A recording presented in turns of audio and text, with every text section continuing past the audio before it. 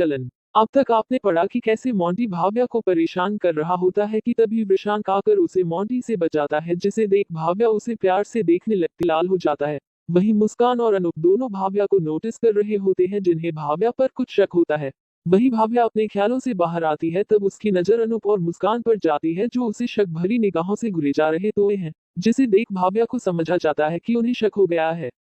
वही मुस्कान भाव्या से कहती है, अब बताएगी कि क्या चल रहा था, ये फिर कुछ छिपाने का इरादा है। जिसे सुन भाव्या सकपका जाती है और कहती है, अरे तू किस बारे में बोल रही है, मुझे कुछ समझ नहीं आ रहा है।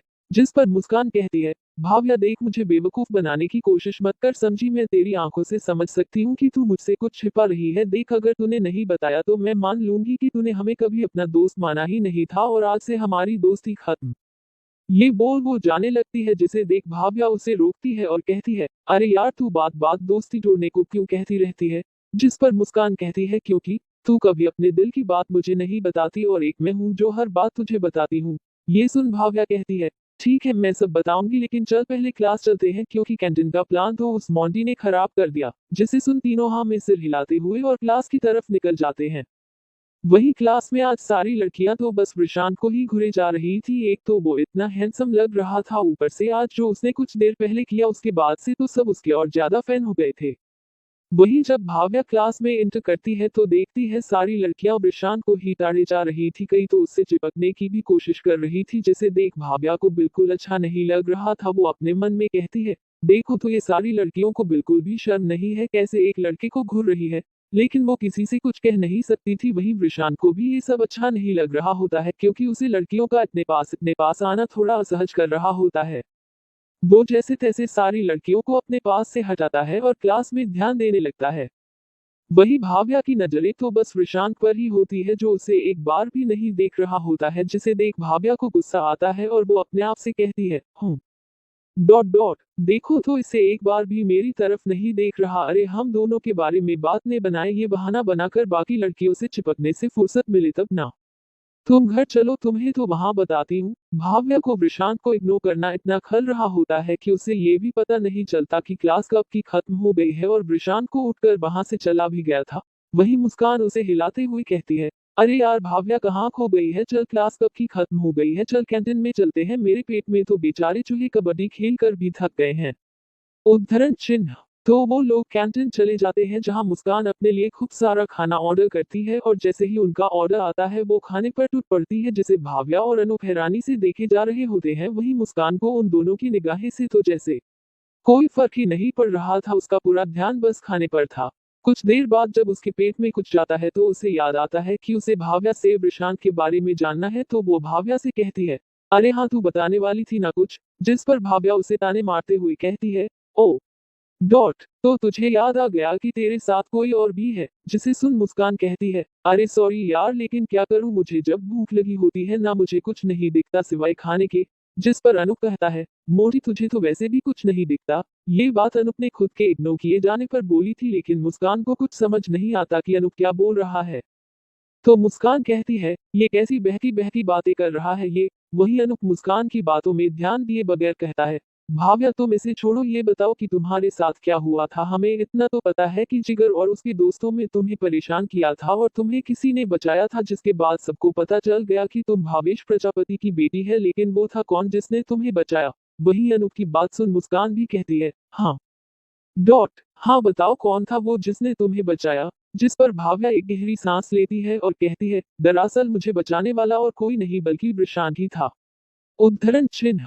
उन दोनों का ये सुना था कि दोनों अपना मुंह फाड़े भाव्या तो देखने लगते हैं, तो मुस्कान हैरान से कहती है, तू क्या बात कर रही है, तुझे पता भी है प्रशांत ने तुझे बताया था, वो भी जिगर से, वो बंदा जो खुद को भी नहीं बचा सकता, उसने तुझे बचाया था। जिस पर भाव्या उसे देखते हुए कहती है, क्यों आज सुबह देखा नहीं तुम्हें, कहाँ से वो डरपोक लगता है। जैसे सुन दोनों चुप हो जाते हैं, क्योंकि बात तो भाव्या सही कह रही थी। तब भाव्या उन दोनों को तब से लेकर आज जो कुछ भी हुआ वो बताने लगती है।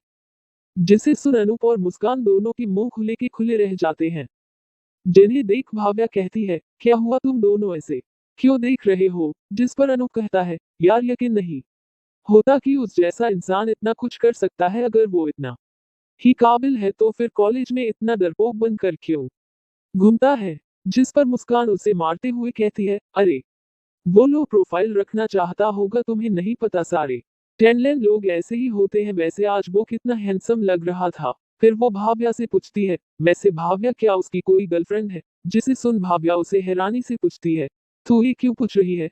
जिस पर मुस्कान कहती है, क्योंकि अगर नहीं है तो मेरा एक चांस तो है कि मैं उसकी गर्लफ्रेंड बन जाऊं। जिसे सुन अनूप को खांसी आ जाती है तो वही भाव्या को गुस्सा, वो हल्के गुस्से से कहती है, ये तू क्या बोल रही है? जिस पर मुस्कान कहती है, क्यों, मैं क्यों नहीं बन सकती उसकी गर्लफ्रेंड?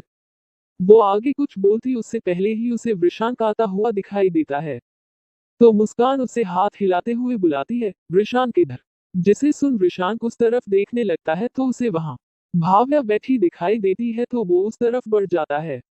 जिसे देख भाव्या जल भून जाती है। वही वृषांक उन सबके पास आता है तो मुस्कान उससे कहती है, अरे वृषांक बैठो ना, तुम भी हमारे साथ बैठो। जिसे सुन वृषांक वहां बैठ जाता है। जिसे देख अनूप और भाव्या दोनों को ही अच्छा नहीं लगता। वही मुस्कान वृषांक को अपना बर्गर ऑफर करते हुए कहती है, वृषांक ये लो तुम भी खाओ, ये बहुत टेस्टी है। जिसे भाव्या और अनूप हैरानी से देखने लगते हैं क्योंकि मुस्कान ने आज तक उन्हें कभी अपना खाना खाने नहीं दिया था और यहाँ खुद वृषांक को ऑफर कर रही थी। ये सब देख अनूप अब वृषांक को अपने दुश्मन की नजरों से देखने लगता है, लेकिन फिर सुबह के वृषांक के कारनामे को याद कर खुद ही डर जाता है कि वो उससे सामना कैसे करेगा।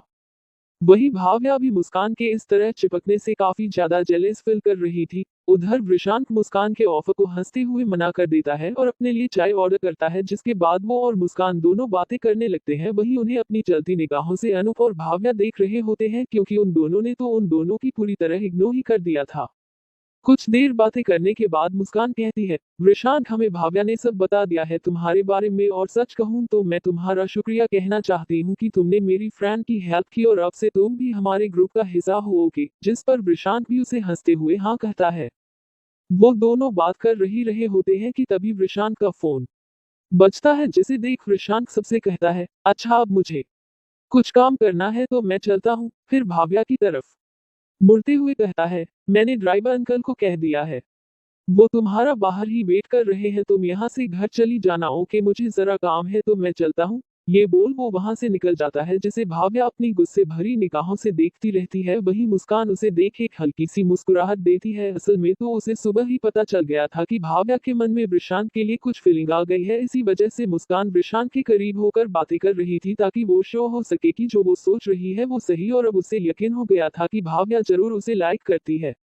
वही वृषांक तुरंत फोन उठाकर कहता है, हाँ विशाल मैं निकल चुका हूँ, बस आ रहा हूँ। असल में वो फोन और किसी का नहीं बल्कि विशाल का ही था जो उसे पूजा के लिए बुला रहा था। कुछ ही देर में वो वहां पहुंच जाता है और सारी पूजा विधि विधान से करता है और ऑफिशियली अपने आर की कंपनी की शुरुआत करता है। जिसके बाद वो और विशाल अपने कैबिन में बैठे बात कर रहे थे तो वृषांक विशाल से पूछता है, विशाल क्या हुआ, कोई डील मिली? जिस पर विशाल अपना मुंह लटका लेता है और कहता है, नहीं सर, कोई भी हमारे साथ डील साइन नहीं करना चाहता क्योंकि किसी को भी हम पर भरोसा नहीं है। जिसे सुन वृषांक विशाल को हार ना मानने को कहता है और वहां से जाने लगता है, लेकिन तभी विशाल को कुछ याद आता है और वो कहता है, सर एक मिनट डॉट। जिसे सुन वृषांक रुक जाता है और पूछता है, क्या हुआ विशाल? तो विशाल कहता है, सर सबने तो मना कर दिया, लेकिन एक है जिन्हें मैंने अप्रोच किया था लेकिन वहां से कुछ भी जवाब नहीं आया है, लेकिन मैंने पता किया है उनके बारे में तो वो काफी प्रॉब्लम वाली डील है, तो क्या आप करना चाहेंगे? चैप्टर 17 नामुमकिन कुछ भी नहीं। वृषांक विशाल को निराश ना होने को कहता है और मेहनत करने का बोल वहां से निकलने लगता है तो विशाल कहता है, सर एक मिनट। जिस पर वृषांक रुक जाता है और विशाल से पूछता है, हाँ विशाल बोलो। तो विशाल कहता है, सर असल में एक डील है लेकिन वो लगभग नामुमकिन है, क्या आप करना चाहेंगे? जिस पर वृषांक कहता है, विशाल नामुमकिन जैसा कोई शब्द नहीं होता, तुम ये बताओ कि डील क्या है, फिर मैं बताऊंगा कि कर सकते हैं या नहीं।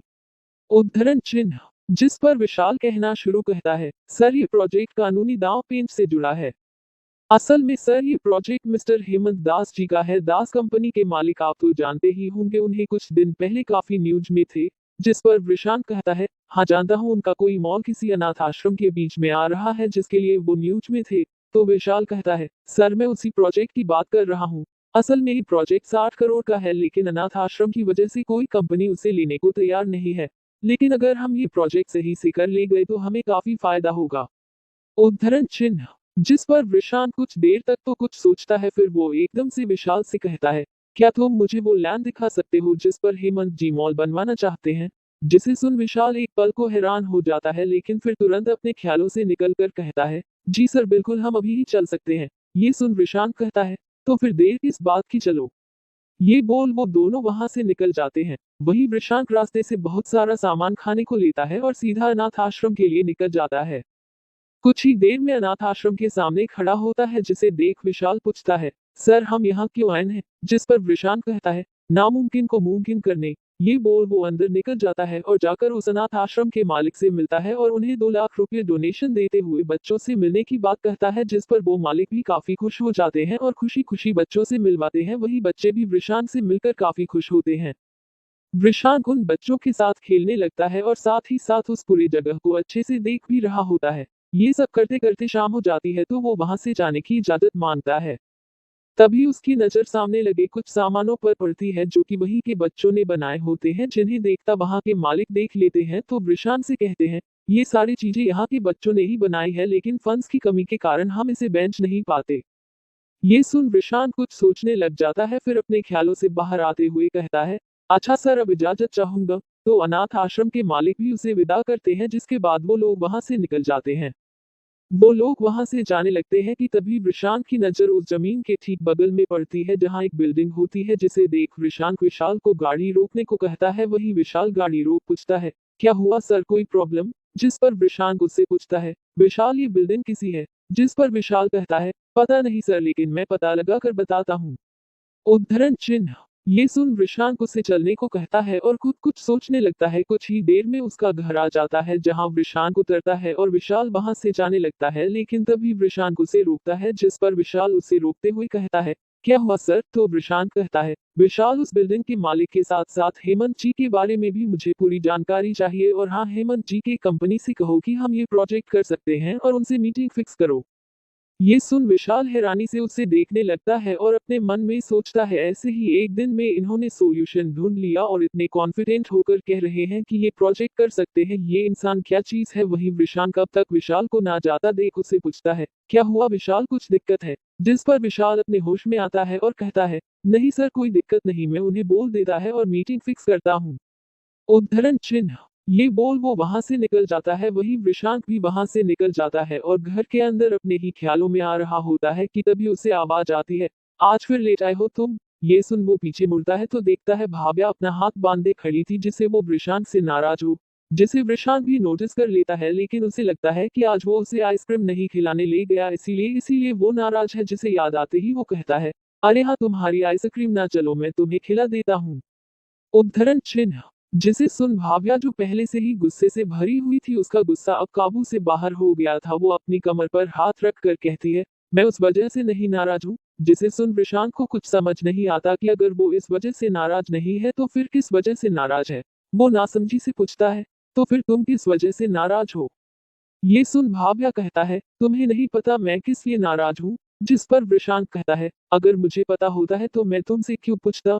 जिस पर भाव्या कहती है, आज कॉलेज में क्या कर रहे थे तुम? जिस पर वृषांक बड़ी ही मासूमियत से पूछता है, मैं क्या कर रहा था? फिर उसे याद आता है कि उसने मोंटी को मारा था, वो भी भाव्या को बचाने के चक्कर में। उसे लगता है भाव्या उस वजह से नाराज है, तो वो कहता है, अच्छा तो तुम उस वजह से नाराज हो? अरे वो तो मेरा फर्ज था, वो तुम्हें तंग कर रहा था इसीलिए मैं उस मोंटी को मारा। अगर तुम्हें नहीं पसंद तो आगे से मैं ऐसा कुछ नहीं करूंगा। उद्धरण चिन्ह। उसकी इस तरह की बातें सुन भाव्या को और ज्यादा गुस्सा आ रहा था कि वो एक इतनी आसान बात भी नहीं समझ रहा है। लेकिन फिर वो अपना गुस्सा शांत करते हुए कहता है, मैं उस बारे में बात नहीं कर रही हूँ। ये सुन प्रशांत कहता है, तो तुम किस बारे में बात कर रही हो? तो भाव्या कहता है, आज जो तुम कॉलेज में लड़कियों से हंस हंस कर बातें कर रहे थे और फिर जो तुम मुस्कान के साथ फ्लर्ट कर रहे थे, मैं उस बारे में बात कर रही हूँ। उसकी ये बात सुन अब वृषांक को सारा मामला समझ आ गया कि भाव्या को जलन हो रही है इस बात से, जिसे जान वृषांक मन ही मन मुस्कुरा रहा था और उसे खुशी भी थी, ना जाने क्यों। लेकिन वो इस बात को अपने चेहरे पर ना लाते हुए और भाव्या को चिढ़ाने के इरादे से कहता है, अरे अच्छा। वो फिर शर्माते हुए कहता है, अब मैं क्या करूं, जब वो लड़कियां ही मुझसे आकर बात कर रही थी तो मैं उन्हें कैसे मना कर देता, और मुस्कान तो कितनी स्वीट है और अच्छी बातें करती है, अब इसमें मैं क्या कर सकता हूँ। उद्धरण चिन्ह। वही वृषांक को इस तरह शर्माता और ऐसी बात करता देख और ज्यादा चीज जाती है और गुस्से से कहती है, वृषांक मुझे नहीं पसंद कि तुम उन लड़कियों से बात करो, वो लोग बिल्कुल भी अच्छी नहीं है। और जहां तक रही बात मुस्कान की, तो उसे अनूप पसंद करता है, आज से नहीं कई सालों से, इसलिए तुम उन दोनों के रास्ते में मत आओ। ये सुन वृषांत को तो खूब हंसने का मन करता है क्योंकि इस वक्त भाव्या उस बच्चे की तरह लग रही थी जिसके सामने इंजेक्शन है और वो कह रही है मुझे इंजेक्शन से डर नहीं लगता है, जबकि वो अपना हाथ भी पीछे खींच रही है। लेकिन साथ ही साथ वृषांत को उस पर बड़ा प्यार भी आ रहा था। लेकिन फिर भी वो उसे चिढ़ाने के लिए कहता है, अरे तो क्या हुआ, अभी कहा तो नहीं है ना, मतलब मेरा अभी चांस है। जिसे सुन भाव्या अपना गुस्सा कंट्रोल नहीं कर पाती और अपना पैर पटक कर वहां से जाने लगती है। वो वहां से जाती कि तभी वृषांत उसका हाथ पकड़ लेता है, जिससे भाव्या की पीठ उसकी तरफ होती है। वही वृषांत भाव्या के नजदीक आकर उसके कान में कहता है, तुम्हें इतना जलने की जरूरत नहीं है, मैं मुस्कान में बिल्कुल भी दिलचस्पी नहीं रखता, और रही बात उन लड़कियों की तो वो भी मेरे लिए कोई मायने नहीं रखती, समझी। वृषांक उसके कानों में ये बात कहता है। इस वक्त वृषांक भाव्या के बेहद नजदीक खड़ा था और बोलते वक्त उसकी गर्म सांस भाव्या की शरीर में सिरहन पैदा कर रही थी, जिससे ना चाहते हुए भी भाव्या की आंखें बंद हो गई थी। वही वृषांक ये बोल उसके पास से हट गया क्योंकि कहीं ना कहीं उसे भी भाव्या की नजदीकी अफेक्ट कर रही थी। उधर जैसे ही उसने वृषांक की पूरी बात सुनी वो खुशी हो गई और बिना कुछ बोले वहां से भाग गई। उसे इस तरह भागते देख वृषांक हंस देता है और फिर अपने कमरे में आ जाता है। वही भाव्या सीधा अपने कमरे में जाकर रुकती है और अपने दिल पर हाथ रखती है जो बहुत तेजी से धड़क रहा होता है। फिर उसे वृषांत के कहे शब्द याद आते हैं कि वो मुस्कान या उन लड़कियों को पसंद नहीं करता। ये याद आते ही वो खुशी से नाचने लगती है क्योंकि आज पूरा दिन वो इसी बात से परेशान थी कि अगर वृषांत को भी मुस्कान पसंद हुई तो क्या होगा। लेकिन अब जब वृषांत ने वो सब बोल दिया था तो अब जाकर उसे चैन मिला था। वही वृषांक अपने कमरे में आते ही अभी जो हुआ उसे भूलकर अपने काम के बारे में सोचने लग जाता है और अपने प्लान को रेडी करने लगता है जो उसे मिस्टर हेमंत दास को दिखाना था, क्योंकि उसे पूरा यकीन था कि मिस्टर दास जरूर इस मीटिंग के लिए मान जाएंगे। अब ये देखना है कि क्या होता मीटिंग में। चैप्टर 18 भावेश और कौशल्या जी की लव स्टोरी। वृषांक रात भर उस प्रोजेक्ट के बारे में ही सोचता रहा और अपना प्लान बनाता रहा। वो इस काम में इतना खो गया था कि उसे इस बात का एहसास तक नहीं हुआ कि उसे काम करते करते सुबह हो गई है। जब उसका काम खत्म हुआ तो उसने देखा बाहर सूर्य देव अपनी चमक बिखेरने की तैयारी कर रहे हैं, जिसे देख वृषांत के मन में भी एक नई ऊर्जा का संचार हो रहा था क्योंकि ये उसके अपने राह पर चलने की पहली सीढ़ी थी। वो अपना नित्य काम कर पूजा में बैठ गया और हर बार की तरह आज भी सबकी नींद उसके जाप से ही खुली। उन लोगों की तो जैसे आदत हो गई थी वृषांत का जाप सुनकर उठने की। वही वृषांत पूजा कर आज भगवान से उनके दूसरे मौके के लिए धन्यवाद बोला और हमेशा उसके साथ रहने की कामना की। जिसके बाद सब नाश्ते की टेबल पर बैठ गए तो कौशल्या जी वृषांत से पूछती है, वृषांत बेटे कॉलेज में सब कैसा चल रहा है, कहीं कोई परेशान तो नहीं। जिस पर वृषांत को कौशल्या जी का इस तरह पूछना काफी अच्छा लगता है तो वो बड़े प्यार से कहता है, नहीं आंटी कोई परेशानी नहीं है। वही भावेश जी बैठते हुए पूछते हैं, और भाव्या को किसी ने परेशान तो नहीं किया था ना कल। जिस पर वृषांत कहता है, नहीं सर, वो बस कल कुछ सीनियर्स ने उनकी रैगिंग लेनी चाहिए थी लेकिन मैंने ये होने नहीं दिया और बाकी सब ठीक है। उद्धरण चिन्ह। वही भावेश अपने लिए सर और कौशल्या जी के लिए आंटी सुन वृषांक से पूछते हैं, अरे भाई कौशल्या के लिए आंटी मेरे लिए सर, क्यों इतना भेदभाव क्यों वृषांक। जिसे सुन जहां वृषांक चुप हो जाता है तो वही कौशल्या जी हंसते हुए कहती है, वो इसलिए क्योंकि मैं आपकी तरह खड़ूस नहीं हूँ जो बस काम की बातें करता है। जिसे सुन भावेश जी कहते हैं, अच्छा मैं खड़ूस हूँ मत भूलो, इसी खड़ूस के पीछे तुम कॉलेज में पागल थी। ये सुन कौशल्या जी शर्मा जाती है और उन्हें डांटते हुए कहती है, क्या कुछ भी बोले जा रहे हैं, ये तो देखिए कहाँ पर है। तो वही वृषांत भी मुस्कुरा देता है। लेकिन तभी पीछे से आवाज आती है, ऐसा क्या मम्मा, आप कॉलेज में पापा के पीछे पागल थी। उद्धरण चिन्ह। सब पीछे मुड़ते हैं तो वहां भाव्या खड़ी थी जो हमेशा की तरह सिंपल पहनावे में थी, लेकिन वृषांत को तो वो इस संसार की सबसे खूबसूरत लड़की लगती थी। वही भाव्या भी वृषांत की नजरें खुद पर महसूस कर पा रही थी, लेकिन कल रात के बाद भाव्या की हिम्मत ही नहीं हो रही थी कि वो वृषांत से नजरें मिला पाए, इसलिए उसने उसे ना ही देखना सही समझा क्योंकि वो जब भी वृषांत को देखती थी वो बस पिघलने लग जाती थी। वही भावेश जी मुस्कुराते हुए कहते हैं, आ गई मेरी राजकुमारी, वैसे मैंने सही कहा, तुम्हारी मम्मा मेरे लिए कॉलेज में पागल थी। जिसे सुन भाव्या कौशल्या जी की तरफ देखने लगती है जो बस गुस्से से भावेश जी को घूरे जा रही थी। वही भावेश जी तो कौशल्या के घूरे भर से ही चुप हो गए थे। भाई कुछ हो, इंसान कितना ही बड़ा क्यों ना हो लेकिन अपनी बीवी के आगे हमेशा डरा ही रहता है। लेकिन भाव्या कहाँ शांत रहने वाली थी, वो कौशल्या जी से बोली, माँ प्लीज पापा को घुना बंद करो। फिर भावेश जी की तरफ मुड़कर बोली, बताओ ना पापा, आप लोग कैसे मिले थे कॉलेज में। उद्धरण चिन्ह। तो भावेश जी बताना शुरू करते हैं, बेटा मैं तब कॉलेज का सबसे हैंडसम बंदा हुआ करता था, सारी लड़कियां मुझ पर मरती थी लेकिन मैं भी बहुत सख्त था, कभी किसी को भाव नहीं दिया, हमेशा मुझे अटेंशन जो मिलती थी, लेकिन तुम्हारी माँ ना मेरे टक्कर की थी, आते ही पहले ही दिन किसी गलतफहमी के चलते इन्होंने मुझे थप्पड़ मार दिया, लेकिन जब उन्हें सच्चाई पता चली तो मेरे पीछे पीछे दौड़ने लगी, तो मैं भी क्या करता, मैं ठहरा सीधा आदमी, माफ कर दिया। जिसे सुन कौशल्या जी बोली, अच्छा जी बड़े सीधे थे आप, उसके बाद क्या हुआ ये भी तो बताए। जिस पर भावेश जी अपने दांत दिखाते हुए कहते हैं, उसके बाद क्या कुछ नहीं, हम दोनों मिले और हमें प्यार हो गया। उद्धरण चिन्ह। जिस पर कौशल्या जी कहती है, अच्छा तो पूरी बात नहीं बताई जाएगी आपसे। जिस पर भाव्या बोली, तो आप बता दो ना माँ। जिस पर कौशल्या जी कहती है, मैंने इनसे माफी को मान ली लेकिन इन्होंने माफ नहीं किया, तो मुझे इसने माफी मांगने के लिए इनके पीछे पीछे दौड़ना पड़ा, जिसकी वजह से हमारी मुलाकातें होने लगी और हम एक दूसरे को जानने लगे, फिर तो माफी एक बहाना रहती इनसे मिलने के लिए। मुझे तो ये एहसास हो चुका था कि मैं इन्हें पसंद करने लगी हूँ, लेकिन एक दिन मैंने इन्हें एक लड़की के गले लगते हैं हुए देख लिया, जिसे देख मेरा तो दिल ही टूट गया। मैं बहुत रोई थी उस दिन और वहां से निकल गई। इन्होंने भी मुझे देख लिया था और मेरे पीछे आए, लेकिन मैं इनसे बात नहीं करना चाहती थी, इसलिए वहां से निकल गई। उद्धरण चिन्ह। तब ये मेरे पीछे पीछे भागे, लेकिन मेरा दिल इतना टूट चुका था कि मैं वहां नहीं और अपने घर आ गई, लेकिन इन्हें कहाँ चैन था। ये महाशय मेरे घर भी टपक पड़े और सबके सामने मुझे प्रपोज किया, जिसे सुन भाव्या खुशी से उछलते हुए कहती है, वो माँ पापा तो बहुत रोमांटिक निकले। जिस पर भावेश जी ने कहा, अरे काहे का रोमांटिक, उसके बाद तुम्हारे नाना और मामा ने मिलकर मेरे जो भरता बनाया था उसके बारे में तुम्हारी माँ कहाँ बताएगी। जिसे सुन भाव्या हैरानी से पूछती, पापा मतलब नानू और मामू ने मिलकर आपको मारा था। जिस पर कौशल्या जी कहती है, तो हरकतें भी तो ऐसी ही थी इनकी। उस जामने जब प्यार को अच्छा नहीं समझा जाता था तब इन्होंने मेरे ही घर वालों के सामने मुझे ही प्रपोज किया, तो मार तो पड़ेगी ही ना। तो भाव्या पूछती है, तो फिर क्या हुआ माँ। जिस पर कौशल्या जी कहती है, मुझे भी इन्हें मार खाता देख अच्छा नहीं लगा, आखिर प्यार जो करती थी इनसे, लेकिन वो जो मैंने देखा उसे भी भूल नहीं पा रही थी, इसलिए मैं इन्हें हॉस्पिटल में मिलने नहीं गई। लेकिन उसी दिन मुझे उस लड़की का कॉल आया, उसने मुझे बताया कि मैंने जो देखा वो गलत था, असल में तो वो मुझे एक भाई की तरह दिलासा दे रहे थे, क्योंकि मेरी शादी होने वाली थी और मैं आगे पढ़ना चाहती थी, जिस वजह से इन्होंने उसकी मदद की, जिसका धन्यवाद करने वो उस दिन उनके गले लगी थी। जिस पर भाव्या पूछती है, फिर क्या हुआ माँ। तो कौशल्या जी कहती है, फिर क्या था। मुझे ये सुन काफी बुरा लगा कि मैंने अपने प्यार पर विश्वास नहीं किया, तो मैं तुरंत इसने मिलने के लिए घर से निकल ही रही थी कि तब तक इनके पापा यानी तुम्हारे दादू अपने पूरे परिवार को लेकर आ गए। असल में तुम्हारे दादू और नानू काफी अच्छे दोस्त थे, लेकिन अलग अलग जगह रहने की वजह से ज्यादा मिल नहीं पाते थे। यही कारण था कि हम दोनों ने एक दूसरे को कभी नहीं देखा था। मैं जब निकलने लगी तभी तुम्हारे दादू गुस्से से हमारे घर आ गए, जिन्हें देख तुम्हारे नाना जी को बहुत खुश हुए, लेकिन तुम्हारे दादू ने गले मिलते हुए कहा, दोस्त मैं इस वक्त बहुत गुस्से में हूँ, क्योंकि तुम्हारे शहर में मेरे बेटे पर हमला हुआ। मुझे वो आदमी चाहिए जिसने ये सब किया है, मैं उसे जिंदा नहीं छोड़ूंगा।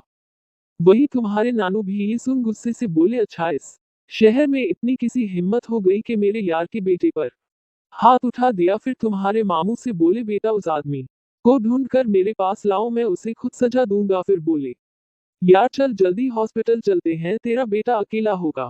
लेकिन अभी तक वो नहीं जानते थे कि वो जिसे ढूंढने की कोशिश कर रहे हैं वो खुद ही है। तभी तुम्हारे नानू ने मुझे भी साथ चलने को कहा, लेकिन मैं तो तुम्हारे पापा से मिलने जाना चाहती थी, लेकिन मेरी हिम्मत ही नहीं हुए उनसे ये कहने की, तो मैं भी मन मार कर उनके साथ चल दी। कुछ ही देर में सब हॉस्पिटल में थे और जब तुम्हारे नानू ने तुम्हारे पापा को देखा तो उनके तो पैरों तले जमीन ही खिसक गई। वैसा ही कुछ हाल तुम्हारे मामू का भी था, लेकिन इन सब से बेखबर तुम्हारे दादू ने गुस्से में कहा, यार मेरे बेटे की ऐसी हालत करने वाले को मैं कभी माफ नहीं करूंगा। जिस पर तुम्हारे नानू सिर झुकाए सामने आकर खड़े हो गए, बोले, यार तेरा गुनहगार मैं ही हूँ, मैं नहीं तेरे बेटे की ऐसी हालत की है। जिसे सुन पहले तो तुम्हारे दादू को बहुत गुस्सा आया, लेकिन फिर वो शांत होकर पूछे, ऐसा क्या कर दिया था मेरे बेटे ने कि तुम्हें ये सब करना पड़ा। जिस पर उन्होंने सारी बात बता दी। जिसे सुन तुम्हारे दादू गुस्से से तुम्हारे पापा से पूछे, भावेश क्या ये सच कह रहे हैं। जिस पर ये अपना सिर झुकाकर हमें सिर हिला दिए, जिसे देख तुम्हारे दादू मुस्कुरा दिए। फिर तुम्हारे नानू की तरफ देखकर बोले, यार सच कहूं तो मैं भी यही चाहता था कि तुम्हारी बेटी मेरे घर की बहू बने, क्या तुम अपनी बेटी को मेरे घर की लक्ष्मी बनने दोगे। जिस पर मेरे पापा ने मुझे देखा, जिसे पूछ रहे हो क्या वो भी भावेश को पसंद करती है। जिस पर मैं भी शर्माते हुए हाँ में सिर हिला दिया, जिसे देख तुम्हारे नानू भी खुश हो गए। जिस पर भाव्या ने पूछा फिर क्या हुआ माँ, जिस पर कौशल्या जी ने कहा फिर क्या था, उसी हॉस्पिटल में मेरी शादी तुम्हारे पापा से तय कर दी गई और हम दोनों का कॉलेज खत्म होते ही हमारी शादी हो गई। जिसे सुन भाव्या ताली बजाते हुए कहता है वो पापा आपकी स्टोरी तो किसी मूवी जैसी है। जिस पर भावेश जी कहते हैं तो तुम्हें क्या लगता है ये मूवी वालों का क्या सपना आता है ऐसी स्टोरी लिखने का, वो लोग हम पर ही तो वो भी स्टोरी बनाते हैं। जिसे सुन भाव्या हंस देती है तो वही वृषांक भी मुस्कुरा देता है, क्योंकि इस तरह का माहौल कभी उसने अपने पिछले जन्म में नहीं देखा था। उसे तो ये भी पता था कि उसके माँ पापा कैसे मिले थे, क्योंकि वो बहुत छोटा था जब उसकी माँ इस दुनिया से चल बसी थी और उसके बाद पापा अपने काम में इतना बिजी हो गए कि इस तरह की बातें करने का उसे मौका ही नहीं मिला। वही भाव्या अपने और वृषांत के बारे में सोच रही थी, उनकी स्टोरी भी तो कॉलेज से शुरू हुई है, क्या उनकी स्टोरी भी इसी तरह हैप्पी होगी। Chapter 19 genius Vrishank. भावेश और कौशल्या जी की बातें सुन भाव्या अपने और वृषांत के बारे में सोचने लगती है और कहती है क्या मेरी भी स्टोरी ऐसे ही हैप्पी होगी। वो अपनी चोर नजरों से वृषांक को देखती है। कल रात के कारनामे के कारण भाव्या वृषांक से नजरें मिलाने से बच रही थी, वही वृषांक भी उससे ऐसा करते हुए देख रहा था और अंदर ही अंदर मुस्कुरा रहा था। कुछ ही देर में दोनों कॉलेज के लिए निकल जाते हैं, जहां वापस से कॉलेज की सारी लड़कियां वृषांक से चिपकने लगती है, जिसे देखना चाहते हुए भी भाव्या जेलस हो जाती है। ये सब कम था कि मुस्कान तो आकर सीधा वृषांत के गले ही लग जाती है, जिसे देख अनूप और भाव्या दोनों ही शॉक हो जाते हैं। जहां अनूप को वृषांत का खून करने की इच्छा हो रही थी, वही भाव्या अपने ही दोस्त को धोखेबाज कह रही थी। वही मुस्कान और वृषांत भी भाव्या और अनूप को देखने लगती है। जहां मुस्कान भाव्या को चिढ़ाने के लिए ये सब कर रही थी, वही वृषांत को भी भाव्या और अनूप को चिढ़ाने में मजा आ रहा था, क्योंकि उसने कल ही अनूप की आंखों में मुस्कान के लिए प्यार और अपने लिए चीड़ दोनों देख ली थी। वो चाहता था कि अनूप जल्द से जल्द मुस्कान को प्रपोज कर दे, जिससे मुस्कान उससे चिपकना बंद कर दे। सब क्लास में चले जाते हैं। ऐसे ही शांति से 2 दिन बीत जाते हैं, जहां भाव्या वृषांक और मुस्कान को साथ देख परेशान थी। वहीं वृषांक इन सब बातों पर ध्यान न दे अपने काम में लगा रहा था। उसने हेमंत जी को दिखाने के लिए प्रेजेंटेशन तैयार कर लिया, बस एक चीज कंफर्म करनी रह गई थी, अगर वो हो जाए तो उसका प्लान तैयार था। अगले दिन भाव्या, मुस्कान, अनूप और वृषांक अपनी क्लास करने जाते हैं, जो कि राजेश सर की थी, जो उन्हें मैथ पढ़ाते थे। वो उस कॉलेज के बहुत अच्छे टीचर हुआ करते थे। काफी मेहनत के बाद उन्हें वहां नौकरी मिली थी, लेकिन कहते हैं खरबूजे को देखकर खरबूजा अपना रंग बदलता है, उसी तरह वो भी यहाँ कर दूसरे टीचरों को देखकर अमीर बच्चों के पेरेंट्स से अलग से गिफ्ट्स लेकर उनके बच्चों को अच्छे से पढ़ाना और बाकी के बच्चों को अलग ट्रीट करना शुरू कर दिया था, जिससे जो गरीब बच्चे या स्कॉलरशिप पर पढ़ रहे बच्चे थे वो उन्हें अपनी टीचिंग से बेइज्जत करते रहते थे। और उनका टारगेट वृषांत था, क्योंकि उन्हें ऐसा करने के लिए जसमीत और नताशा ने कहा था, जो कि उनके स्टूडेंट थे, जिनसे उन्हें काफी पैसे मिलते थे। इन सब बातों से बेखबर वृषांत क्लास में जा रहा होता है कि तभी उसे विशाल का कॉल आता है, जिसे वो एक कोने में जाकर लेता है और बोलता है हाँ बोलो विशाल, जो काम कहा था हो गया। जिस पर विशाल कहता है जी सर, मैंने हेमंत जी और उस बिल्डिंग के ओनर के बारे में बात कर लिया है, जिसकी पूरी जानकारी मैंने आपको मेल कर दी है, आप चेक कर लीजिए। और एक बात सर, आपने सही कहा था, मिस्टर हेमंत हमसे मीटिंग के लिए मान गए हैं, लेकिन सर एक प्रॉब्लम है। जिस पर वृषांत पूछता है क्या प्रॉब्लम है, तो विशाल कहता है सर उन्होंने मीटिंग कल ही रखी है। जिसे सुन वृषांत कहता है कल क्यों रखी है। जिसे सुन विशाल को लगता है कि इतने कम टाइम में वो कैसे प्रेजेंटेशन बना पाएंगे, इसीलिए कह रहे हैं। तो विशाल कहता है सर मैं एक बार और बात कर उनसे थोड़ा और टाइम मांगने के लिए कहता हूं। जिस पर वृषांत कहता है नहीं विशाल, मैं ये नहीं कह रहा, बल्कि उनसे बात करो और पूछो कि क्या आज ही वो मीटिंग कर सकते हैं, क्योंकि उनके पास भले टाइम हो लेकिन मेरे पास नहीं है। ये सुनकर तो विशाल अपनी चेयर से गिर ही जाता है और अपने मन में कहता है क्या इसका मतलब इन्होंने प्लान तैयार भी कर लिया, क्या इन्हें इतना यकीन था कि वो मान ही जाएंगे। आखिर क्या चीज है ये आदमी, मुझे तो अब इससे डर लगने लगा है, क्या है फ्यूचर देख सकता है। वही विशाल को कुछ ना बोलता देख वृषांत कहता है विशाल कहाँ खो गए, मैंने जो बोला तुमने सुना। जिस पर विशाल अपने होश में आते हुए कहता है जी डॉट डॉट जी सर मैंने सुन लिया, मैं उनसे बात करके आपको इन्फॉर्म करता हूँ सर। ये बोल वो फोन कट कर देता है। वहीं ये सुन वृषांत भी अपने क्लास में चला जाता है और सबसे पीछे बैठकर विशाल की भेजी हुई जानकारी पढ़ने लगता है, जिसे पढ़ उसके चेहरे पर खुशी आ जाती है और वो कहता है चलो भगवान का लाख लाख शुक्र है कि मैंने जैसा सोचा था वैसा ही हुआ। वो जानकारी पढ़ने में इतना खो जाता है कि उसे ये ध्यान ही नहीं रहता कि राजेश जी कब से उसे ही घुरे जा रहे हैं। वही पूरी क्लास ये देख वृषांत के लिए सॉरी फील करने लगती है, क्योंकि उन्हें पता चल गया था आज वृषांत की खैर नहीं। वही राजेश एक सवाल बोर्ड पर लिखकर वो चौक वृषांत की तरफ मारते हैं, लेकिन वृषांक भले ही किसी भी काम में बिजी हो, लेकिन उसकी आंखें और कान हमेशा चारों तरफ रहते हैं। वो उस चौक को बिना देखे ही पकड़ लेता है, जिसे देख सारे हैरान रह जाते हैं। वहीं राजेश जी को इन सब से कोई फर्क नहीं पड़ता। वो चिल्लाते हुए कहता है, वृषांक स्टैंड अप। जिसे सुन वृषांक बिना कोई सवाल किए खड़ा हो जाता है, जिसे देख पूरी क्लास जहां वृषांक के लिए परेशान होती है, वहीं जसमीत और नताशा मुस्कुरा रहे होते हैं कि आज तो वृषांक की अच्छी खासी बेइज्जती हो जाएगी। लेकिन उन्हें क्या पता था कि आगे जो होगा उससे तो ना सिर्फ वो बल्कि राजेश सर भी हिल जाएंगे। वहीं राजेश जी वृषांक पर चिल्लाते हुए कहता है, ध्यान कहाँ है तुम्हारा? मैं यहाँ पढ़ा रहा हूँ और तुम अपने फोन में बिजी हो। मैथ कोई आसान सब्जेक्ट नहीं है जिसे तुम हल्के में ले रहे हो। अगर तुम्हें इतना ही आता है तो इतने बड़े कॉलेज में स्पोर्ट्स कोटे से एडमिशन क्यों लिया? मेरिट से ही आ जाते हैं। तुम जैसे बच्चे ना यहाँ पर सिर्फ तमाशा करने ही आते हैं। तुम जैसे बच्चों ने इस कॉलेज के माहौल को गंदा कर रखा है। अगर सब कुछ आता है तुम्हें तो तुम वहाँ क्या कर रहे हो? यहाँ आओ और इस सवाल को सबको करके दिखाओ। वही वृषांक उनकी इतनी कड़वी बातें सुन गुस्सा तो बहुत था, लेकिन वो टीचर थे, वो उन पर गुस्सा नहीं कर सकता था। और गलती भी उसी की थी कि वो क्लास में बैठकर फोन चला रहा था। लेकिन इसका ये मतलब नहीं कि किसी को उसके बैकग्राउंड की वजह से इस तरह का ट्रीटमेंट मिले। उसे याद आता है कि ये इस तरह और भी कई बच्चों के साथ कर चुके हैं। ये सब याद आते ही वृषांक सोचता है, इन्हें तो सबक सिखाना ही पड़ेगा। वहीं अनूप बोर्ड पर लिखा सवाल देख हैरान रह जाता है और परेशान हो जाता है, जिसे मुस्कान और भाव्या दोनों देख लेते हैं। मुस्कान पूछती है, अबे तुझे क्या हुआ है? तू क्यों इतनी टेंशन में आ गया? जिस पर अनु कहता है, अभी टेंशन में तो वृषांक आ जाएगा ये सवाल देखकर। जिसे सुन भाव्या पूछती है, तू क्या बोल रहा है? जिस पर अनूप उसे बताता है, अभी ये सवाल मैथ की सबसे पॉपुलर मैगजीन में पब्लिश हुआ था, जिसे आज तक सिर्फ एक ही बंदा सॉल्व कर पाया है, जो कि अब इस दुनिया में नहीं है। जिसके बाद कोई भी उस सवाल को सॉल्व नहीं कर पाया, जिसकी वजह से ये सवाल पिछले मंथ की मैगजीन में पब्लिश हुआ था। ये सवाल देकर राजेश सर सिर्फ वृषांक को बेइज्जत करना चाहते हैं। उनका तो प्लान ही यही था। जिसे सुन भाव्या और मुस्कान समझ जाते हैं कि ये काम किसका है, और वो गुस्से से जसमीत और नताशा की तरफ देखने लगते हैं, जो उन्हें ही देखकर स्माइल कर रहे थे। जिसे देख भाव्या को बहुत गुस्सा आता है और साथ ही साथ वृषांक की टेंशन भी होती है। वो बस भगवान से प्रार्थना कर सकती थी कि उसे किसी तरह बचा ले राजेश सर से, लेकिन उसे क्या पता था अब जो होने वाला है वो तो राजेश सर की भी हैरान कर देगा। उधर वृषांक उस सवाल को देखता है, जिसे देख उसके चेहरे पर एक स्माइल आ जाती है, क्योंकि ये वही सवाल था जिसे आज तक सिर्फ एक ही इंसान सॉल्व कर पाया था, जैसा कि अनूप ने बताया। लेकिन वो एक इंसान और कोई नहीं बल्कि वृषांक राजशेखर ही था, जिसने उस सवाल को सॉल्व करके उस साल का मैथ कंपटीशन जीता था। लेकिन उसने उस सवाल के जवाब को कहीं लिखा नहीं था, जिसके बाद किसी को उसका सोल्यूशन नहीं मिला था।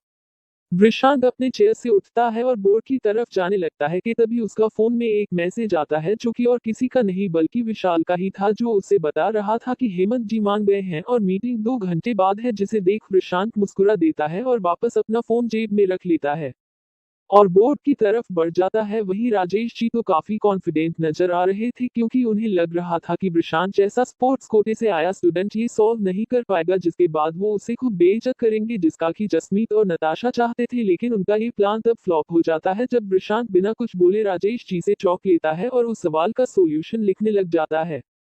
जिसे देखना सिर्फ राजेश जी बल्कि पूरी क्लास हैरान थी, क्योंकि सबको उस सवाल के बारे में पता था। वही सॉल्यूशन काफी लंबा था, जिसे करने में काफी टाइम जाने वाला था, जो कि वृषांक के पास कम था, क्योंकि उसे मीटिंग अटेंड करने जो जाना था। तो उसने अपने दूसरे हाथ का भी उपयोग करने का फैसला किया, जिसके बाद वो अपने दोनों हाथों से उस सवाल का जवाब लिखने लग गया।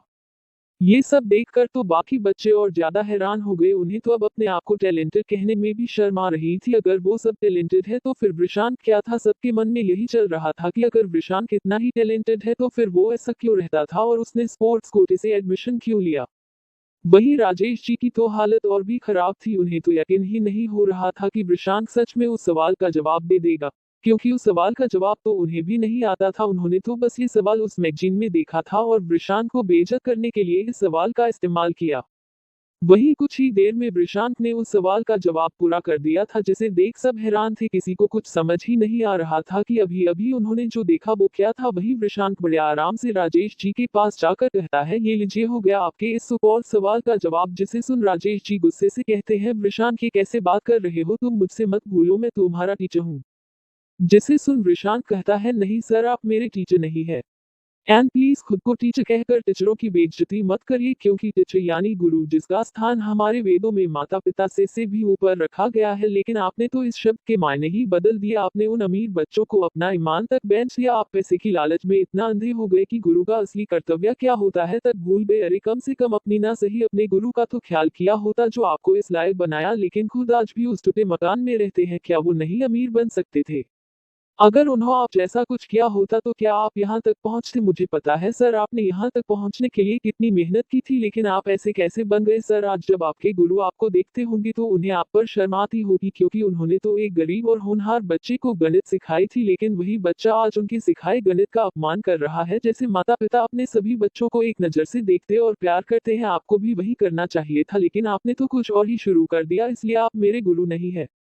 ये सब सुन राजेश जी को बहुत अपमानित महसूस हुआ। उन्हें अपने किए पर काफी शर्मिंदगी भी हो रही थी, क्योंकि उन्होंने अपने गुरु को वादा किया था कि वो भी उनकी तरह सभी बच्चों को एक नज़र से देखेंगे, फिर वो चाहे अमीर हो या गरीब। लेकिन वो कब ऐसे बन गए उन्हें भी नहीं पता चला। वही वृषांक वहां से और कुछ न बोलकर वहां से निकल गया, जिसे सब जाता देखते रहे। पूरी क्लास में शांति छाई रही। सबको वृषांक की बात जहां सही लग रही थी, वही जसमीत और नताशा को अपने प्लान फ्लॉप होने से गुस्सा आ रहा था।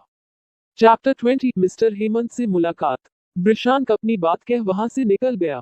वहीं राजेश सर को अपनी गलती का एहसास हो गया था कि वो यहाँ क्या करने आए थे और पैसे की चमक ने उन्हें क्या बना दिया था। उन्हें वहां खड़ा रहना भी अब अपनी बेइज्जती लग रही थी, तो वो भी वहां से निकल गए। इधर पूरी क्लास अभी भी शांत थी। उन्हें तो अभी तक यकीन नहीं हो रहा था जो अभी अभी कुछ देर पहले हुआ था। होश में आते ही अनु कहता है, क्या ये वही वृषांक था जिसे हम जानते थे, जो पढ़ाई में बेकार हुआ करता था, डरपोक और अंडर कॉन्फिडेंट था? अगर वो सच था तो अब जो हम देख रहे हैं वो क्या है, और अगर ये सच था तो वो वैसे क्यों बना फिरता था? उद्धरण चिन्ह, कहीं इसमें किसी दूसरे की आत्मा तो नहीं आ गई? ये सुन मुस्कान कहती है, अबे क्या बोले जा रहा है, कुछ तो सोच समझ के बोल, मतलब कुछ भी दूसरे की आत्मा आ गई? अबे ये सब फिल्मों में होता है, रियल में नहीं। ये सुन अनु भी चुप हो जाता है, क्योंकि बात तो मुस्कान की सही थी, लेकिन उन्हें क्या पता कि भगवान शिव कुछ भी कर सकते हैं और जो वो सोच रहे हैं वह सही है। उधर वृषांक वहां से निकल सीधा ऑफिस के लिए निकल जाता है, क्योंकि टाइम कम था, इसलिए वो जल्द से जल्द ऑफिस पहुंचना चाहता था। वहीं दूसरी तरफ मिस्टर हेमंत वृषांक के ऑफिस आ चुके थे। असल में मिस्टर हेमंत 40 साल के एक काफी सुलझे हुए और समझदार आदमी थे। उन्होंने 24 की उम्र में अपना बिजनेस शुरू किया था, जो अब काफी हद तक स्टेबल हो गया था, लेकिन अभी भी वो एक छोटे स्केल पर काम करते थे। ये प्रोजेक्ट उनके लिए बड़ा बनने की तरफ पहला कदम था, इसीलिए वो इस प्रोजेक्ट को काफी सीरियसली ले रहे थे। मिस्टर हेमंत विशाल के ऑफिस के सामने खड़े होकर यही सोच रहे थे कि क्या ये मेरा काम कर पाएंगे। विशाल के कहने पर मैं यहाँ आ तो गया हूँ, देखते हैं क्या होता है। असल में मिस्टर हेमंत विशाल को बहुत अच्छी तरह से जानते थे और ये भी जानते थे कि बजाज ने उसके साथ धोखा किया था, लेकिन वो तब चाहकर भी कुछ नहीं कर सकते थे। लेकिन जब उन्हें पता चला कि विशाल किसी कंपनी में काम करने लगा है और वो उनके उस प्रोजेक्ट के बारे बात करना चाहता था, तो वो फौरन मान गए थे। उन्हें विशाल की टैलेंट पर पूरा भरोसा था। मिस्टर हेमंत बाहर खड़े यही सब सोच रहे थे कि तभी विशाल बाहर आकर उन्हें वेलकम करता है और कहता है, हेलो सर, कैसे हैं आप, आइए ऊपर चलते हैं। जिसे सुन मिस्टर हेमंत भी मुस्कुराते हुए जवाब देते हैं और उसके साथ चले जाते हैं। लिफ्ट में मिस्टर हेमंत विशाल से पूछते हैं, विशाल, मीटिंग की बात तो कल की हुई थी ना, तो फिर तुम लोगों ने मीटिंग आज ही क्यों करने को कही? जिस पर विशाल कहता है, क्योंकि सर बॉस ही चाहते थे कि टाइम वेस्ट ना हो, क्योंकि जितनी जल्दी डील साइन होगी उतनी ही जल्दी काम शुरू हो सकता है। उद्धरण चिन्ह, ये सुन मिस्टर हेमंत हैरान हो जाते हैं और बोलते हैं, अच्छा अभी मीटिंग हुई भी नहीं और तुम्हारे बॉस को यकीन है कि डील साइन हो ही जाएगी? कमाल है, इतना विश्वास खुद पर। जिसे सुन विशाल मुस्कुराते हुए कहता है, वो तो आपको कुछ देर में पता लग ही जाएगा कि उन्हें खुद पर कितना विश्वास है।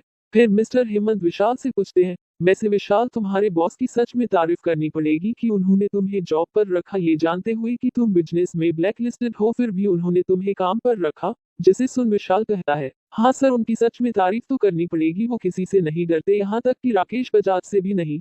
ये सुन हेमंत जी मुस्कुराते हैं।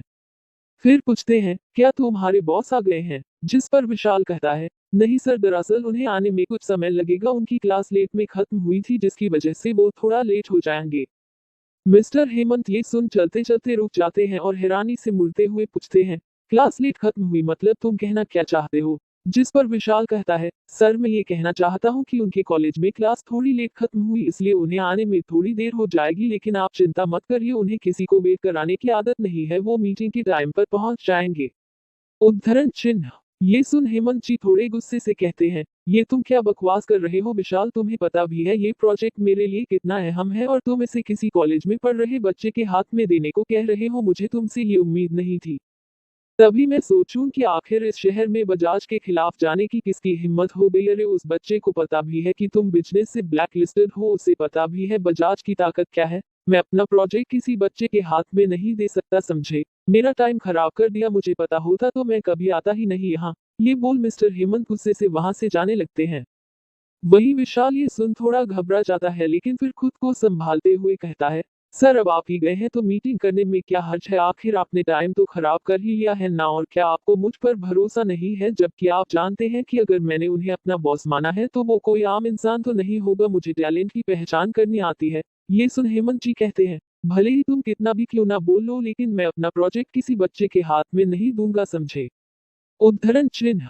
ये बोल वो वहां से जाने लगते हैं तो विशाल को भी अब थोड़ा गुस्सा आ जाता है, तो वो कहता है, मिस्टर हेमंत जाना है तो आप जा सकते हैं, लेकिन आप भी जानते हैं कि सिवाय हमारे आज तक किसी ने भी ये प्रोजेक्ट करने के लिए हामी नहीं भरी है। यहाँ तक कि आप तो मिस्टर बजाज के पास भी गए थे ना, क्या हुआ, उन्होंने भी मना नहीं कर दिया था और बाकियों ने तो आपके प्रोजेक्ट को लेने तक से मना कर दिया था, तो आप हमें एक मौका क्यों नहीं देकर देखते। ये सब सुन मिस्टर हेमंत जाते जाते रुक जाते हैं। बात तो सही थी विशाल की कि सिवाय उनके किसी ने भी अभी तक इस प्रोजेक्ट को करने से मना ही किया था, एक यही थे जिन्होंने इसे करने को कहा है। उन्हें रुकता देख विशाल मुस्कुराने लगता है और उनके पास आते हुए कहता है, मिस्टर हेमंत मैं ये नहीं कह रहा कि आप डील साइन ही करें, लेकिन आप एक बार सुन तो सकते ही हैं जो मेरे बॉस कहना चाहते हैं, क्या पता आप खुद ही इस प्रोजेक्ट को आज ही साइन करने पर अड़ जाएं। ये सुन हेमंत जी को भी लगता है कि सुनने में कोई बुराई नहीं है, क्या पता जो काम कोई नहीं कर पाया वो ये कर दे। ये सोच वो मान जाते हैं और कहते हैं, ठीक है विशाल, मैं सिर्फ तुम्हारे कहने पर रुक रहा हूँ, लेकिन मुझसे इस बात की उम्मीद मत करना, मैं तुम्हें ये डील दे ही दूंगा। ये सुन विशाल मुस्कुराते हुए कहता है, ठीक है सर, जैसे आप चाहें। फिर वो दोनों मीटिंग रूम की तरफ बढ़ जाते हैं। वहां पहुंच हेमंत जी अंदर जाने को होते हैं कि विशाल कहता है, सर अंदर जाने से पहले मैं आपसे एक बात कहना चाहूंगा। मैं जानता हूं कि आप मेरे बॉस पर बिल्कुल भी अभी यकीन नहीं कर रहे हैं और ये जायज भी है, लेकिन मैं आपको यकीन दिलाता हूं कि आज जब आप इस मीटिंग रूम से बाहर निकलेंगे तो अपनी जिंदगी में चाहकर भी बॉस को कभी भूल नहीं पाएंगे और आप ही यहाँ से जाने से पहले मुझसे कहेंगे कि वाकई बच्चे में दम है। उद्धरण चिन्ह। विशाल की बात सुन हेमंत जी सोच में पड़ जाते हैं और बिना कुछ बोले अंदर चले जाते हैं। वहीं कुछ ही देर में प्रशांत भी ऑफिस पहुंच जाता है। उसने आज व्हाइट शर्ट और ग्रे पैंट पहन रखी थी, जिसमें वो काफी ज्यादा स्मार्ट लग रहा था। ऊपर से उसका वो बादशाहों वाला ऑरा लोगों को अपनी सीट से खड़ा होने पर मजबूर कर दे रहा था। वो बिना किसी को कोई जवाब दिए सीधे मीटिंग रूम में चला जाता है और जाकर मिस्टर हेमंत के सामने खड़ा हो जाता है। वहीं मिस्टर हेमंत अपनी गर्दन उठाकर देखते हैं तो सामने एक 21-22 साल का लड़का खड़ा था। गहरी काली आंखें जिनमें दुनिया जीते का जुनून था, चेहरे पर इतना तेज कि राजा को भी अपने ऊपर शर्मा जाए, लेकिन चेहरे पर एक मासूमियत जो कि उस उम्र के बच्चों के चेहरे पर होती है नजर आ रही थी। ये सब देखना चाहते हुए भी मिस्टर हेमंत अपनी सीट से खड़े हो जाते हैं। वहीं प्रशांत उन्हें देख रीड करते हुए कहता है, हेलो मिस्टर हेमंत, मैं प्रशांत, इस कंपनी का ओनर। ये सुन हेमंत जी हैरानी से उसे देखते रहते हैं और कहते हैं, तुम तो वाकई काफी छोटे हो, क्या सच में तुमने इस प्रोजेक्ट को करने के लिए हामी भरी थी। जिसे सुन प्रशांत मुस्कुराते हुए कहता है, मिस्टर हेमंत, किसकी की काबिलियत का उसकी उम्र से क्या लेना देना है, और जहां तक मुझे याद है आप भी मुझसे कोई बहुत बड़े नहीं थे। जब आपने अपना बिजनेस स्टार्ट किया था तो क्या आप तब काबिल नहीं थे। ये सब कहने की बातें हैं मिस्टर हेमंत, चलिए मीटिंग शुरू करते हैं। उद्धरण चिन्ह। ये बोल प्रशांत स्क्रीन के सामने चला जाता है और अपनी पेन ड्राइव निकाल अपने लैपटॉप में लगता है और प्रेजेंटेशन शुरू करते हुए कहता है, तो मिस्टर हेमंत, जिसका कि आप इस स्क्रीन पर देख सकते हैं, ये वो लैंड जिस पर आप शॉपिंग मॉल बनवाना चाहते हैं, लेकिन आपकी परेशानी ये है कि इस जमीन के एक साइड में एक अनाथ आश्रम है जिसे आप वहां से हटा नहीं पा रहे हैं, और साथ ही साथ आपका बजट भी मेकिंग, मार्केटिंग और बाकी सब मिलाकर 70 करोड़ है। लेकिन अगर मैं ये कहूं कि बिना उस आश्रम को हटाए आपको ये प्रोजेक्ट सिर्फ 63 करोड़ में रेडी मिल सकता है और आपका प्रॉफिट दुगना हो सकता है, तो क्या आप विश्वास करेंगे। ये सुन मिस्टर हेमंत कहते हैं, ये तुम क्या कह रहे हो, मुझे इम्प्रेस करने के चक्कर में कुछ ज्यादा नहीं बोल गए। मैंने लगभग सभी कंपनी ने ये प्रोजेक्ट बजट की वजह से करने से मना कर दिया था, ये कहकर कि ये काफी कम है और तुम इसे और कम में करने को कह रहे हो, और वो भी आश्रम को बिना हटाए। इस तरह तो हमें लैंड ही कम पड़ जाएगी, और तुम तो इस प्रोजेक्ट से मुझे दुगना फायदा कराने की बात कर रहे हो। तुम्हारा दिमाग ठिकाने पर नहीं है शायद। फिर अपने आप से कहते हैं, मैं सुन ही क्यों रहा हूँ ये सब। उद्धरण चिन्ह। ये बोल वो उठकर जाने लगते हैं तो प्रशांत कहता है, मिस्टर हेमंत मेरी बात अभी पूरी नहीं हुई है, प्लीज मेरा निवेदन है कि पहले आप मेरी पूरी बात सुन ले, उसके बाद ही कोई फैसला करें। ये सुन मिस्टर हेमंत वापस बैठ जाते हैं तो प्रशांत कहना शुरू करता है, तो मिस्टर हेमंत जैसा कि आप जानते हैं कि हम उस अनाथ आश्रम को वहां से हटा नहीं सकते, और रही बात लैंड कम होने की तो उसका सोल्यूशन भी है मेरे पास। फिर स्क्रीन पर पॉइंट करते हुए कहता है, हम इस बिल्डिंग को खरीद सकते हैं। जिसे सुन हेमंत जी कहते हैं, लेकिन उसका ओनर उसे बेचने को तैयार नहीं है। जिस पर प्रशांत कहता है, वो पुरानी बात थी, लेकिन अब वो इस बिल्डिंग को बेचने को तैयार है, और वो भी 10 करोड़ में। ये सुन मिस्टर हेमंत हैरान रह जाते हैं, क्योंकि उन्होंने भी उस बिल्डिंग के ओनर से बात करी थी, लेकिन वो तब बेचने को तैयार नहीं था।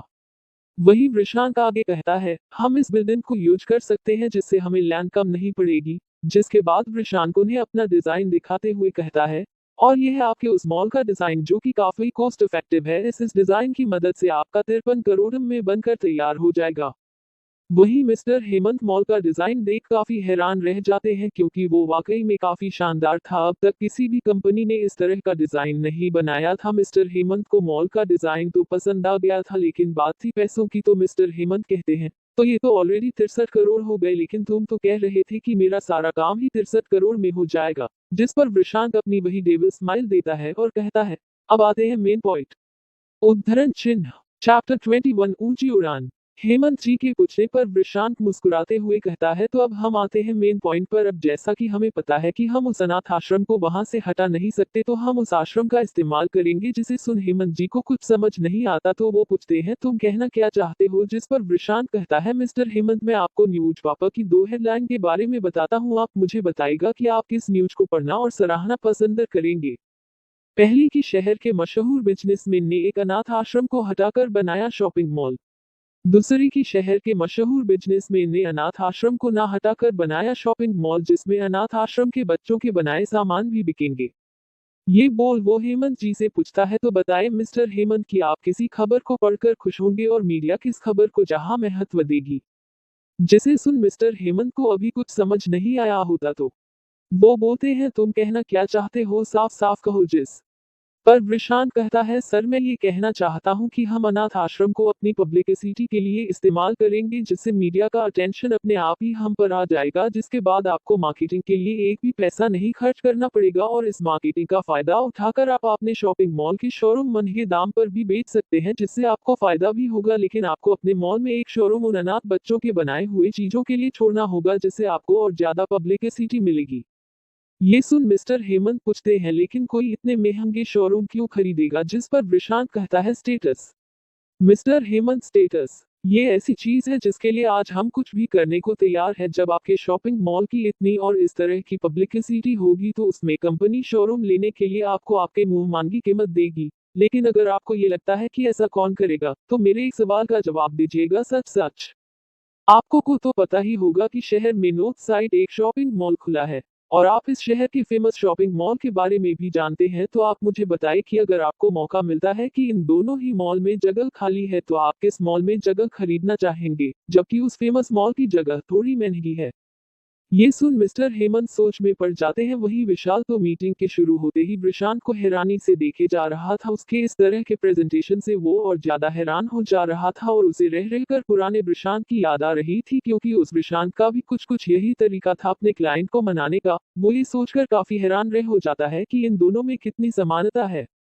वही मिस्टर हेमंत कहते हैं, ये भी कोई पूछने की बात है, मैं उस फेमस मॉल में ही जगह लूंगा। ये सुन प्रशांत पूछता है, क्यों। जिस पर मिस्टर हेमंत कहते हैं, अरे क्योंकि वो पहले से ही फेमस है, तो वहां कस्टमर भी तो ज्यादा आएंगे। ये बोलते ही वो चुप हो जाते हैं, क्योंकि उनको उनके सवाल का जवाब मिल जाता है। वही प्रशांत भी मुस्कुरा देता है और कहता है, बिल्कुल, बाकी भी इसीलिए खरीदेंगे। तो अब बताएं आप क्या कहते हैं इस बारे में। ये सुन मिस्टर हेमंत कुछ सोचने के बाद कहते हैं, लेकिन क्या इस तरह बच्चों का फायदा उठाना अपने बिजनेस के लिए सही रहेगा। जिस पर प्रशांत कह रहा है, ऐसा करके हम उन्हें भी तो मौका दे रहे हैं अपनी काबिलियत दिखाने का। आपने शायद उस आश्रम में उन बच्चों की बनाए चीजों को देखा नहीं, वरना आप इस तरह की बातें नहीं करते। तो अब बताएं, क्या अब भी आप ये डील साइन नहीं करना चाहते। ये सुन फिर से मिस्टर हेमंत कुछ सोचने लगते हैं। वही विशाल अपनी सांसें रोके उन्हें ही देखने लगता है कि उनका जवाब क्या होगा। टेंशन तो प्रशांत को भी थी, लेकिन वो उसे अपने चेहरे पर दिखा नहीं रहा था। कुछ देर बाद मिस्टर हेमंत बहुत सोचने के बाद कहते हैं, डील कब साइन करनी है ये सुन जहां विशाल के चेहरे पर खुशी आ जाती है वहीं विशांत भी अंदर ही अंदर खुश हो जाता है और मुस्कुराते हुए कहता है मैं आपको शिकायत को कोई।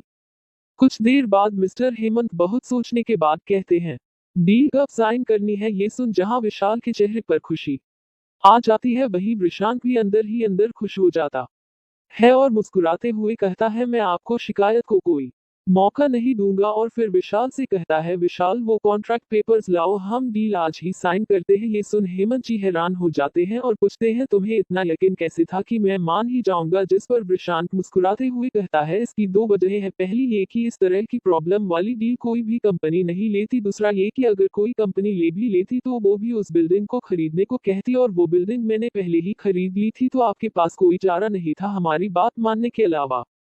मिस्टर हेमंत ये सुन शॉक हो जाते हैं और हैरानी भरे चेहरे से विशांत को देखने लगते हैं, जिसे देख विशांत कहता है ऐसे क्या देख रहे हैं मिस्टर हेमंत, मैं कोई दांव हारने के लिए नहीं चलता और वैसे भी ऐसा करके आप अपनी इज्जत समाज में और बढ़ा ही रहे हैं जिससे आपको ही अगले प्रोजेक्ट में फायदा होगा।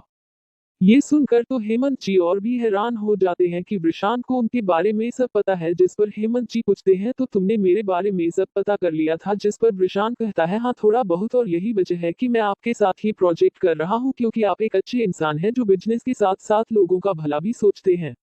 ये सुन मिस्टर हेमंत मुस्कुराते हैं और उन्हें विशाल की कही बात याद आती है कि आप जब इस मीटिंग रूम से बाहर निकलेंगे तो कभी भी हमारे बॉस को भूल नहीं पाएंगे। हेमंत जी विशांत से काफी प्रभावित थे क्योंकि इतनी सी उम्र में उसके अंदर इतनी काबिलियत देख उन्हें यकीन हो चला था कि वो इस छोटी जगह के लिए नहीं बना और एक दिन जरूर कुछ बड़ा करेगा। डील साइन होने के बाद मिस्टर हेमंत वहां से जाने लगते हैं तो विशाल उन्हें नीचे तक छोड़ने आता है। कार में बैठने से पहले वो विशाल से कहते हैं सही कहा था तुमने, ये बच्चा कोई भूलने की चीज नहीं है, ये इन छोटी छोटी उड़ानों के लिए नहीं बना, ये तो ऊंची उड़ान भरने वाला पक्षी है और मुझे खुशी है कि उसे इस उड़ान का पहला साक्षी मैं हूं। ये सुन विशाल मुस्कुराता है।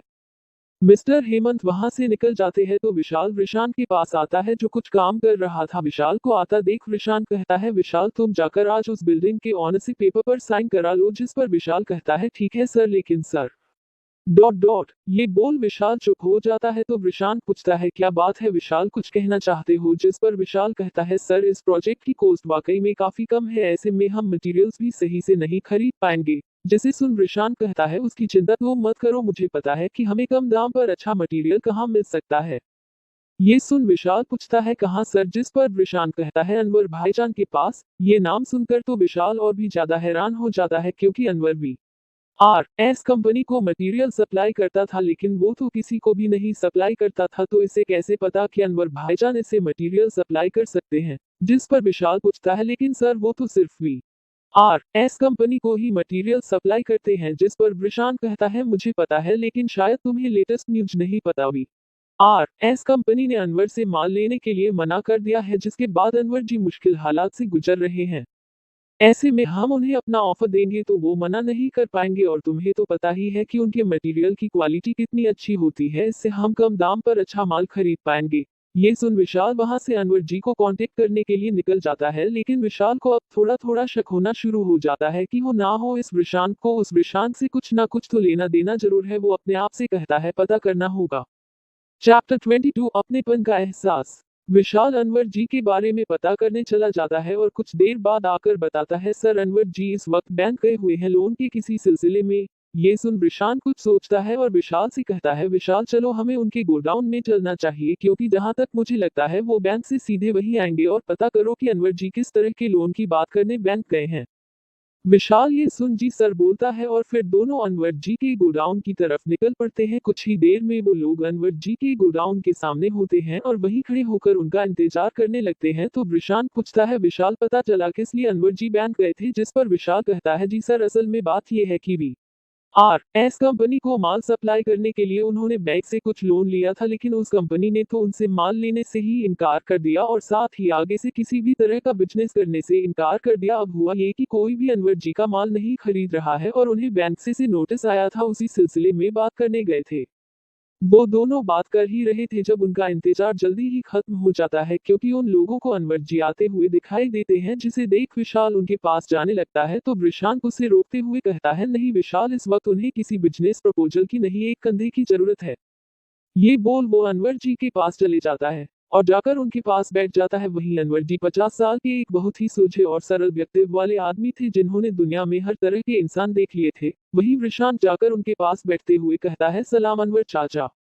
वहीं अपने लिए चाचा सुनते ही अनवर जी हैरानी से प्रशांत को देखने लगते हैं, क्योंकि इस तरह उन्हें सिर्फ पहले वाला प्रशांत ही बुलाया करता था। वो उसके लिए सप्लायर से ज्यादा दोस्त की तरह थे, क्योंकि अनवर जी प्रशांत की कंपनी से उसके पापा के टाइम से ही जुड़े हुए थे, जिससे प्रशांत का उनसे खास लगाव था।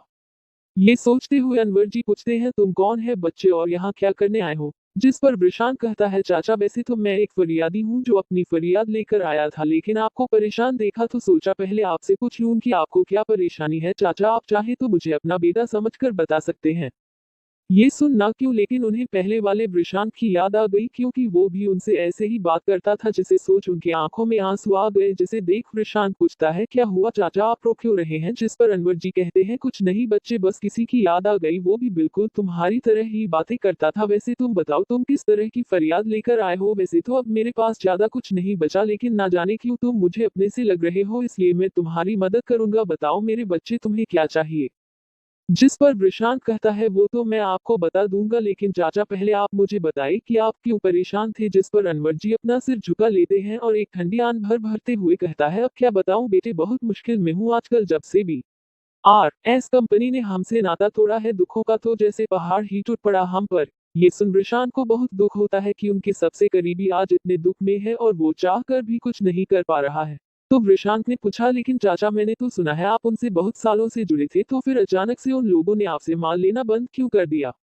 जिस पर अनवर जी कहते हैं, हाँ बेटा सही कहा तुमने, मैं उस कंपनी से बहुत सालों से जुड़ा हुआ था और इसीलिए मैं किसी भी और कंपनी को अपना माल नहीं देता था। और प्रशांत, वो तो मुझे अपना सगा चाचा ही मानता था, सब सही चल रहा था जब तक प्रशांत था, लेकिन उसके जाने के बाद जब से वो कंपनी समीर और निशा के हाथों में गई, उस कंपनी का पतन शुरू हो गया। उस कंपनी को मिलने वाले सारे डील के लिए माल दूसरी जगह से आने लगा, लेकिन मैंने फिर भी उस कंपनी का साथ नहीं छोड़ा। लेकिन एक दिन किसी बात पर मेरी उस समीर से बहस हो गई, जिसके बाद उसने मुझे कंपनी आने से ही मना कर दिया, यहाँ तक कि हमसे माल लेना भी बंद कर दिया। मैंने उस माल के लिए बैंक से लोन लिया था, जिसे मैं चुका नहीं पा रहा हूँ, बस उसी लिए परेशान था। जिस पर प्रशांत कहता है, आपके साथ इतना कुछ हो गया और निशा जी ने कुछ नहीं कहा। जिस पर अनवर जी गुस्से में कहते हैं, नाम भी मत लो उस लड़की का मेरे सामने, वो तो इंसान के भेष में शैतान है। शैतान पहले मेरे भोले भाले प्रशांत को अपने प्यार के जाल में फंसाया, फिर उसके जाने के बाद समीर से रिश्ता जोड़ लिया। मुझे तो वो लड़की पहले से ही कुछ सही नहीं लगती थी, लेकिन मैंने प्रशांत की खुशी के लिए उसे कुछ नहीं कहा। ये सब सुन प्रशांत को अपने आप पर बहुत गुस्सा आ रहा था कि उसके एक गलत फैसले की वजह से कितनी जिंदगियां बर्बाद हो गई। वो ये सब सोच ही रहा था जब अनवर जी ने कहा, अरे छोड़ो ये सब, वैसे तुम बताओ बच्चे, तुम कुछ कह फरियाद कर रहे थे, बताओ तुम्हें क्या चाहिए? मेरे बस में होगा तो मैं तुम्हें जरूर दूंगा। जिसे सुन प्रशांत अनवर जी का हाथ पकड़ते हुए कहता है, चाचा मुझे जो चाहिए वो बस आप ही दे सकते हैं मुझे। जिसे सुन अनवर जी कहते हैं, ऐसी क्या चीज है जो सिर्फ मैं तुम्हें दे सकता हूँ? तो प्रशांत कहता है, चाचा असल में मैं एक कंस्ट्रक्शन कंपनी अभी अभी शुरू की है, जिसका पहला प्रोजेक्ट मुझे आज मिला है, लेकिन बजट बहुत टाइट है, जिसलिए मैं थोड़ा परेशान था। तो मेरे सेक्रेटरी ने मुझे बताया कि आप कम दाम में बहुत अच्छा माल देते हैं, लेकिन उसने ये भी बताया कि आप सिर्फ एक ही कंपनी को वो माल बेचते हैं। बस यही फरियाद लेकर आया था कि चाचा मैं चाहता हूँ कि आप मुझे भी अपना माल दें।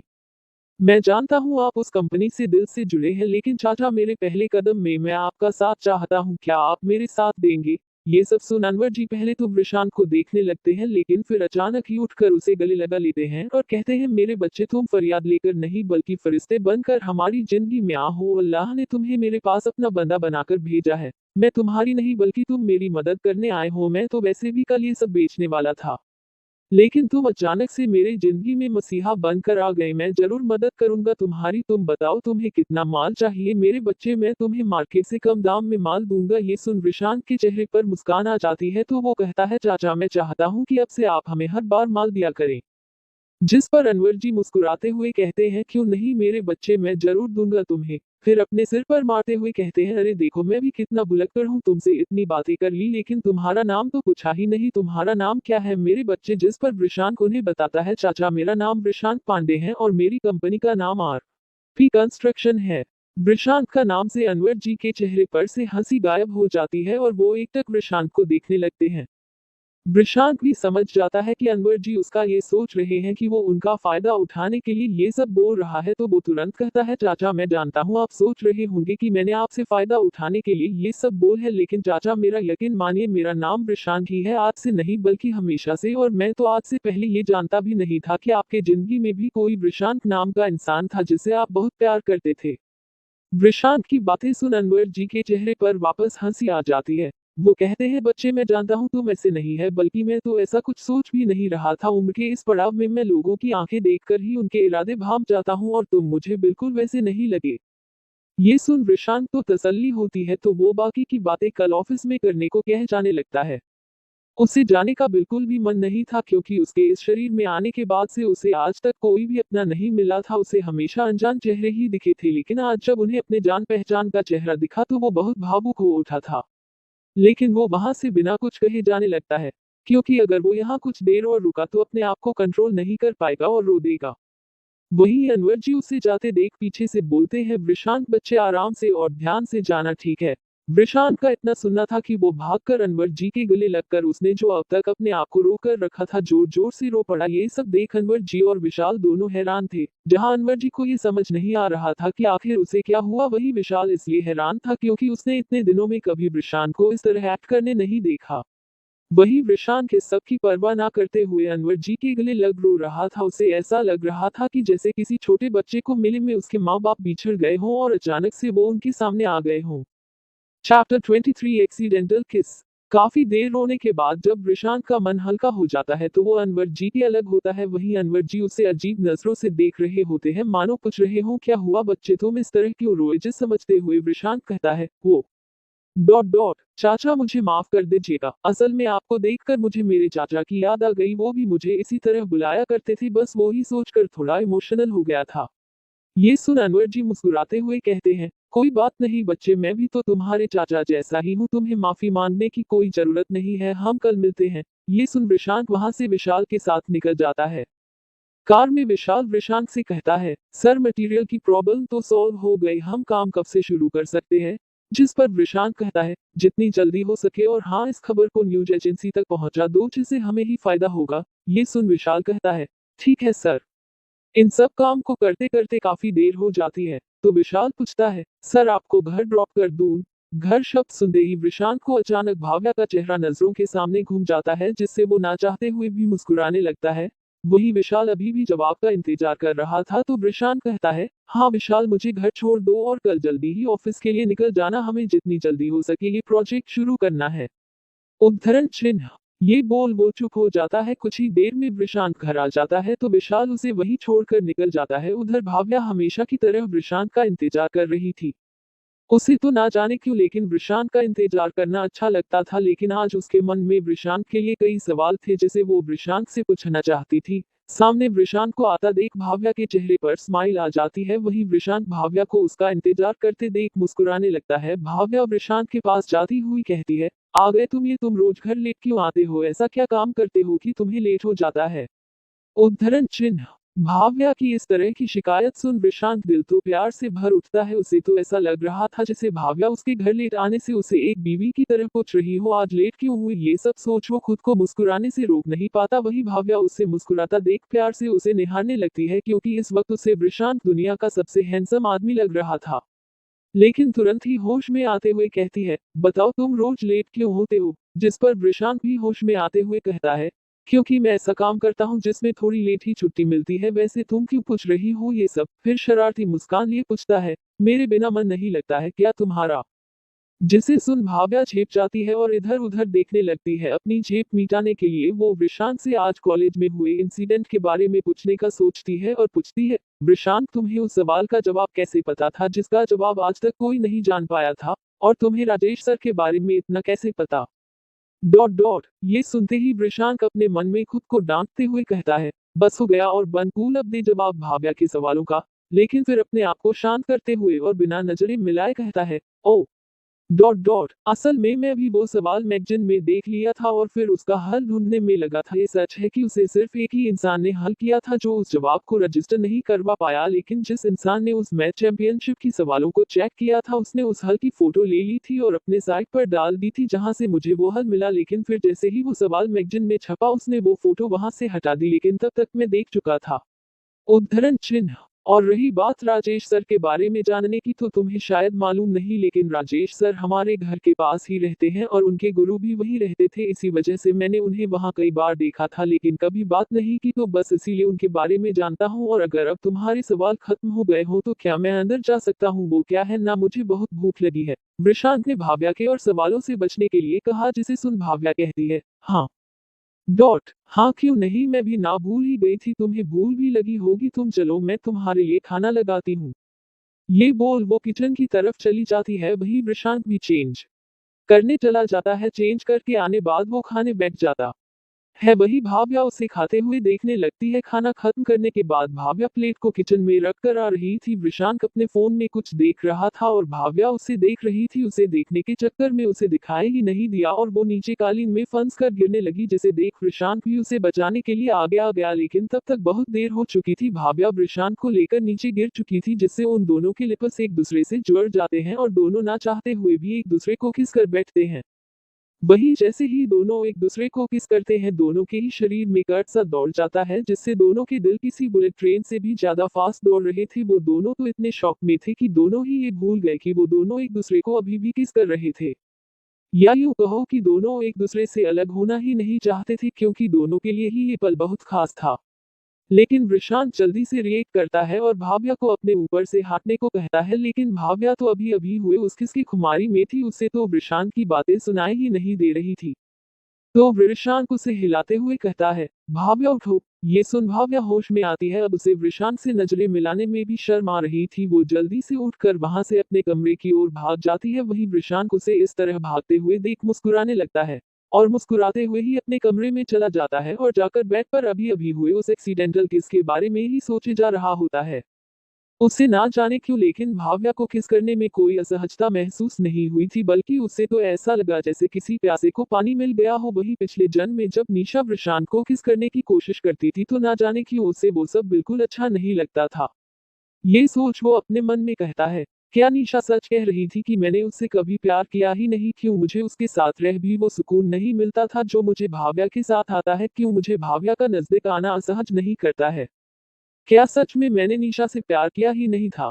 वो ये सब सोच ही रहा होता है कि उसे आज अनवर जी के साथ हुई मुलाकात याद आ जाती है और अचानक से उसके मन में गुस्से भर उठता है और वो गुस्से से कहता है, ओ समीर की इतनी हिम्मत कि अनवर चाचा से बदतमीजी से बात की, उसे तो मैं छोड़ूंगा नहीं, गिन गिन कर हिसाब लूंगा उससे, उसे मारूंगा नहीं बल्कि जिंदा रखकर तड़पाऊंगा। ये सब सोचते सोचते उसे ना जाने कब नींद आ जाती है।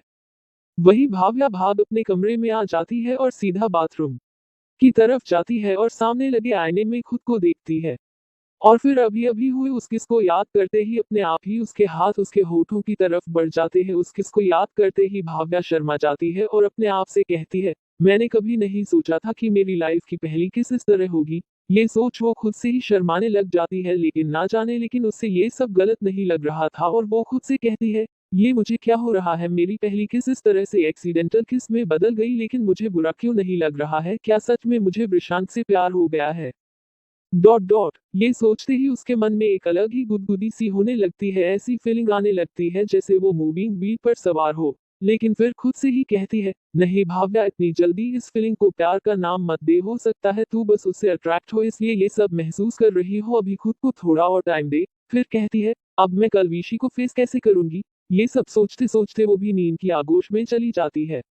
दोनों के ही दिल में प्यार की चिंगारी लग चुकी थी, लेकिन दोनों ही इस बात को मानने से इनकार कर रहे थे। देखते हैं आगे इनकी किस्मत की क्या लिखा है। चैप्टर 24 मिशन मुस्कान। अगले दिन जहां वृषांत आराम से उठकर अपने काम करता है, तो वही भाव्या तो आज वृषांत के सामने जाने से भी शर्मा रही थी। उसे कल रात की किस की याद आ जाती है, जिससे वो अपने चेहरे पर हाथ रख लेती है। आज वो शर्मा की लाली के कारण कुछ ज्यादा ही खूबसूरत लग रही थी, जिसकी वजह से जब वो नाश्ते की टेबल पर आती है तो वृषांत को उसे देखता ही रह जाता है। वही भाव्या को भी वृषांत की नजरें खुद पर महसूस हो रही थी, जिससे वो और ज्यादा शर्मा रही थी, लेकिन मजाल है उसने आंखें एक बार भी उठाई हों। वही वृषांक भाव्या से कल रात के बारे में बात करना चाहता था, लेकिन भाव्या तो आज वृषांक को फुल इग्नोर करने के मूड में थी, या यूं कहे कि उसकी हिम्मत ही नहीं हो रही थी कि वो वृषांक से बात कर सके। कार में वृषांक ने कई बार भाव्या से बात करने की कोशिश की, लेकिन वो हर बार वृषांक के बात करने से पहले ही कुछ और बोलने लगती। वृषांक भी समझ रहा था कि भाव्या उस बारे में बात नहीं करना चाहती, तो वृषांक भी कुछ नहीं बोलता। कॉलेज पहुंचने के बाद आज फिर सब भाव्या को देख हैरान रह जाते हैं, क्योंकि वो आज बाकी दिनों से ज्यादा खूबसूरत लग रही थी। रेड कलर के सूट में वो बहुत खूबसूरत लग रही थी, ऊपर से उसका गोरा चमकता चेहरा जिस पर शर्म के कारण आई हुई लाली उसकी सुंदरता और बढ़ा रही थी। वहीं खड़ा जसमीत तो उसे देख अपनी पलकें ही नहीं झपका पा रहा था। भाव्या के आते ही जाकर उसके सामने खड़ा हो जाता है, जिसे देख भाव्या का पारा हाई हो जाता है। वो गुस्से से कहती है, क्या है, मेरे सामने क्यों खड़े हो, हटो मेरे रास्ते से। जिसे जसमीत अनसुना कर देता है और कहता है, भगवान ने कितनी फुर्सत से बनाया है तुम्हें, तुम तो कसम से बवाल लग रही हो। ये बोल वो भाव्या को गंदी नजरों से देखने लगता है, जिसे देख भाव्या तो उसे नफरत सी होने लगी थी और उसकी घुरती आंखों से वो असहज होने लगी थी। वहीं जसमीत भाव्या को कुछ ना बोलता देख उसे छूने के लिए आगे बढ़ने लगता है, तो भाव्या और घबरा जाती है। जसमीत उसे छूने ही वाला होता है कि तभी कोई उसका हाथ पकड़ जोर से मोड़ देता है, जिससे एक तेज चीख के साथ जसमीत जमीन पर गिर जाता है। वहीं सब उसकी चीख सुन वहां इकट्ठा होने लगते हैं। वहीं भाव्या तो उसे आदमी को देखकर एक चैन की सांस लेती है। वह आदमी और कोई नहीं बल्कि अपना वृषांक ही था, लेकिन वो इस वक्त इतने गुस्से में था कि उसे देख भाव्या भी उससे डरने लगी थी। वही वृषांक जसमीत से कहता है, आगे से किसी भी लड़की को बिना उसकी इजाजत के छूने से पहले 100 बार सोचा समझे, क्योंकि शास्त्रों में लिखा है, जो मनुष्य स्त्री का सम्मान नहीं करता, उसका अनादर करता है, वो अपने और अपने कुल का विनाशक बनता है। उदाहरण के लिए महाभारत और रामायण पढ़ लो, समझे। उनकी इज्जत करना सीखो, क्योंकि मनुष्य के जीवन का आधार ही एक स्त्री है, जिससे तुम हुए हो। और आगे से भाव्या को छूने से पहले तो खुद ही को मौत के हवाले कर देना, क्योंकि फिर मैं तुम्हें नहीं छोड़ूंगा, समझे। वृषांक की बात वहां खड़े सभी लोग सुनते हैं और हैरान रह जाते हैं। वही भाव्या तो अभी भी डरी हुई थी, क्योंकि आज पहली बार उसने वृषांक को इतने गुस्से में देखा था। तभी वहां अनूप और मुस्कान भी आ जाते हैं, उन्होंने भी वृषांक की बातें सुन ली थी। जहां सब वृषांक को देखे जा रहे थे, वहीं वृषांक को तो जैसे उन सबसे कोई मतलब ही नहीं था। वो आराम से भाव्या को वहां से लेकर मुस्कान के पास छोड़ कहता है, मुस्कान, भाव्या को क्लास में लेकर जाओ, मैं आता हूँ। जिसे सुन मुस्कान के अंदर हिम्मत नहीं थी कि वो कुछ भी वृषांक को बोल पाए, इसलिए तीनों वहां से निकल जाते हैं। वही वृषांक जब बाकी सबको देखता है तो सब अभी भी वहीं खड़े थे, जिसे देख वृषांक कहता है, क्या डॉट डॉट क्या यहाँ कोई फिल्म चल रही है, जो अभी तक यही खड़ो हो, चलो जाओ अपने अपने क्लास में। ये बोल वो वहां से निकल जाता है। वही जसमीत तो अभी अभी वहीं पड़ा था, उसके दोस्त उसे वहां से लेकर जाते हैं। इतनी मार खाने के बाद भी जसमीत नहीं सुधरा था। वो अपने आप से कहता है, तूने ये सही नहीं किया वृषांक, देखना मैं इसका बदला कैसे लेता हूँ, छोड़ लूंगा नहीं तुझे और उस भाव्या को, तो अब मैं अपने बिस्तर तक लाकर ही रहूंगा, देखा हूँ कैसे रोक पाता है मुझे। उधर भाव्या तो अभी भी वृषांक के कहे गए शब्दों को ही याद कर रही थी और अपने आप से कह रही थी, ये कितनी इज्जत करता है औरतों की, ये कैसे किसी लड़की को चोट पहुंचा सकता है। फिर उसे वृषांक के किए हुए सुलूक की याद आती है, तो वो कहती है, जरूर कोई तो बात रही होगी जो उस दिन वृषांक वो सब कर गया, वरना जो लड़का लड़कियों का इतना सम्मान करता है, वो कैसे किसी के साथ बदतमीजी कर सकता है। वही मुस्कान और अनूप भाव्या को इतना खोया देख उससे कुछ भी ना पूछना ही बेहतर समझते हैं।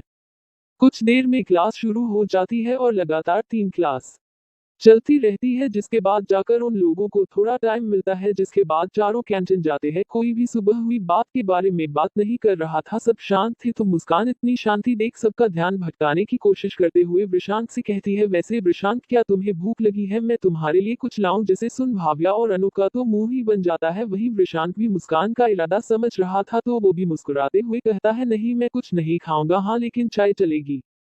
जिसे सुन मुस्कान कहती है, क्या यार वृषांक, तुम तो कुछ खाते ही नहीं हो, वैसे यहाँ के समोसे काफी अच्छे हैं, तुम्हें ट्राई करने चाहिए। जिसे सुन अनूप अपना मुंह बनाते हुए कहता है, अरे मोटी, सीधे सीधे बोलना, तुझे समोसे खाने हैं, यूं बात घुमा क्यों रही है। ये सुन मुस्कान गुस्से से कहती है, तुझे क्या परेशानी है, तेरा तो नहीं खा रही ना, तुझे क्यों बुरा लगता है जब भी मैं कुछ खाने की बात करती हूँ।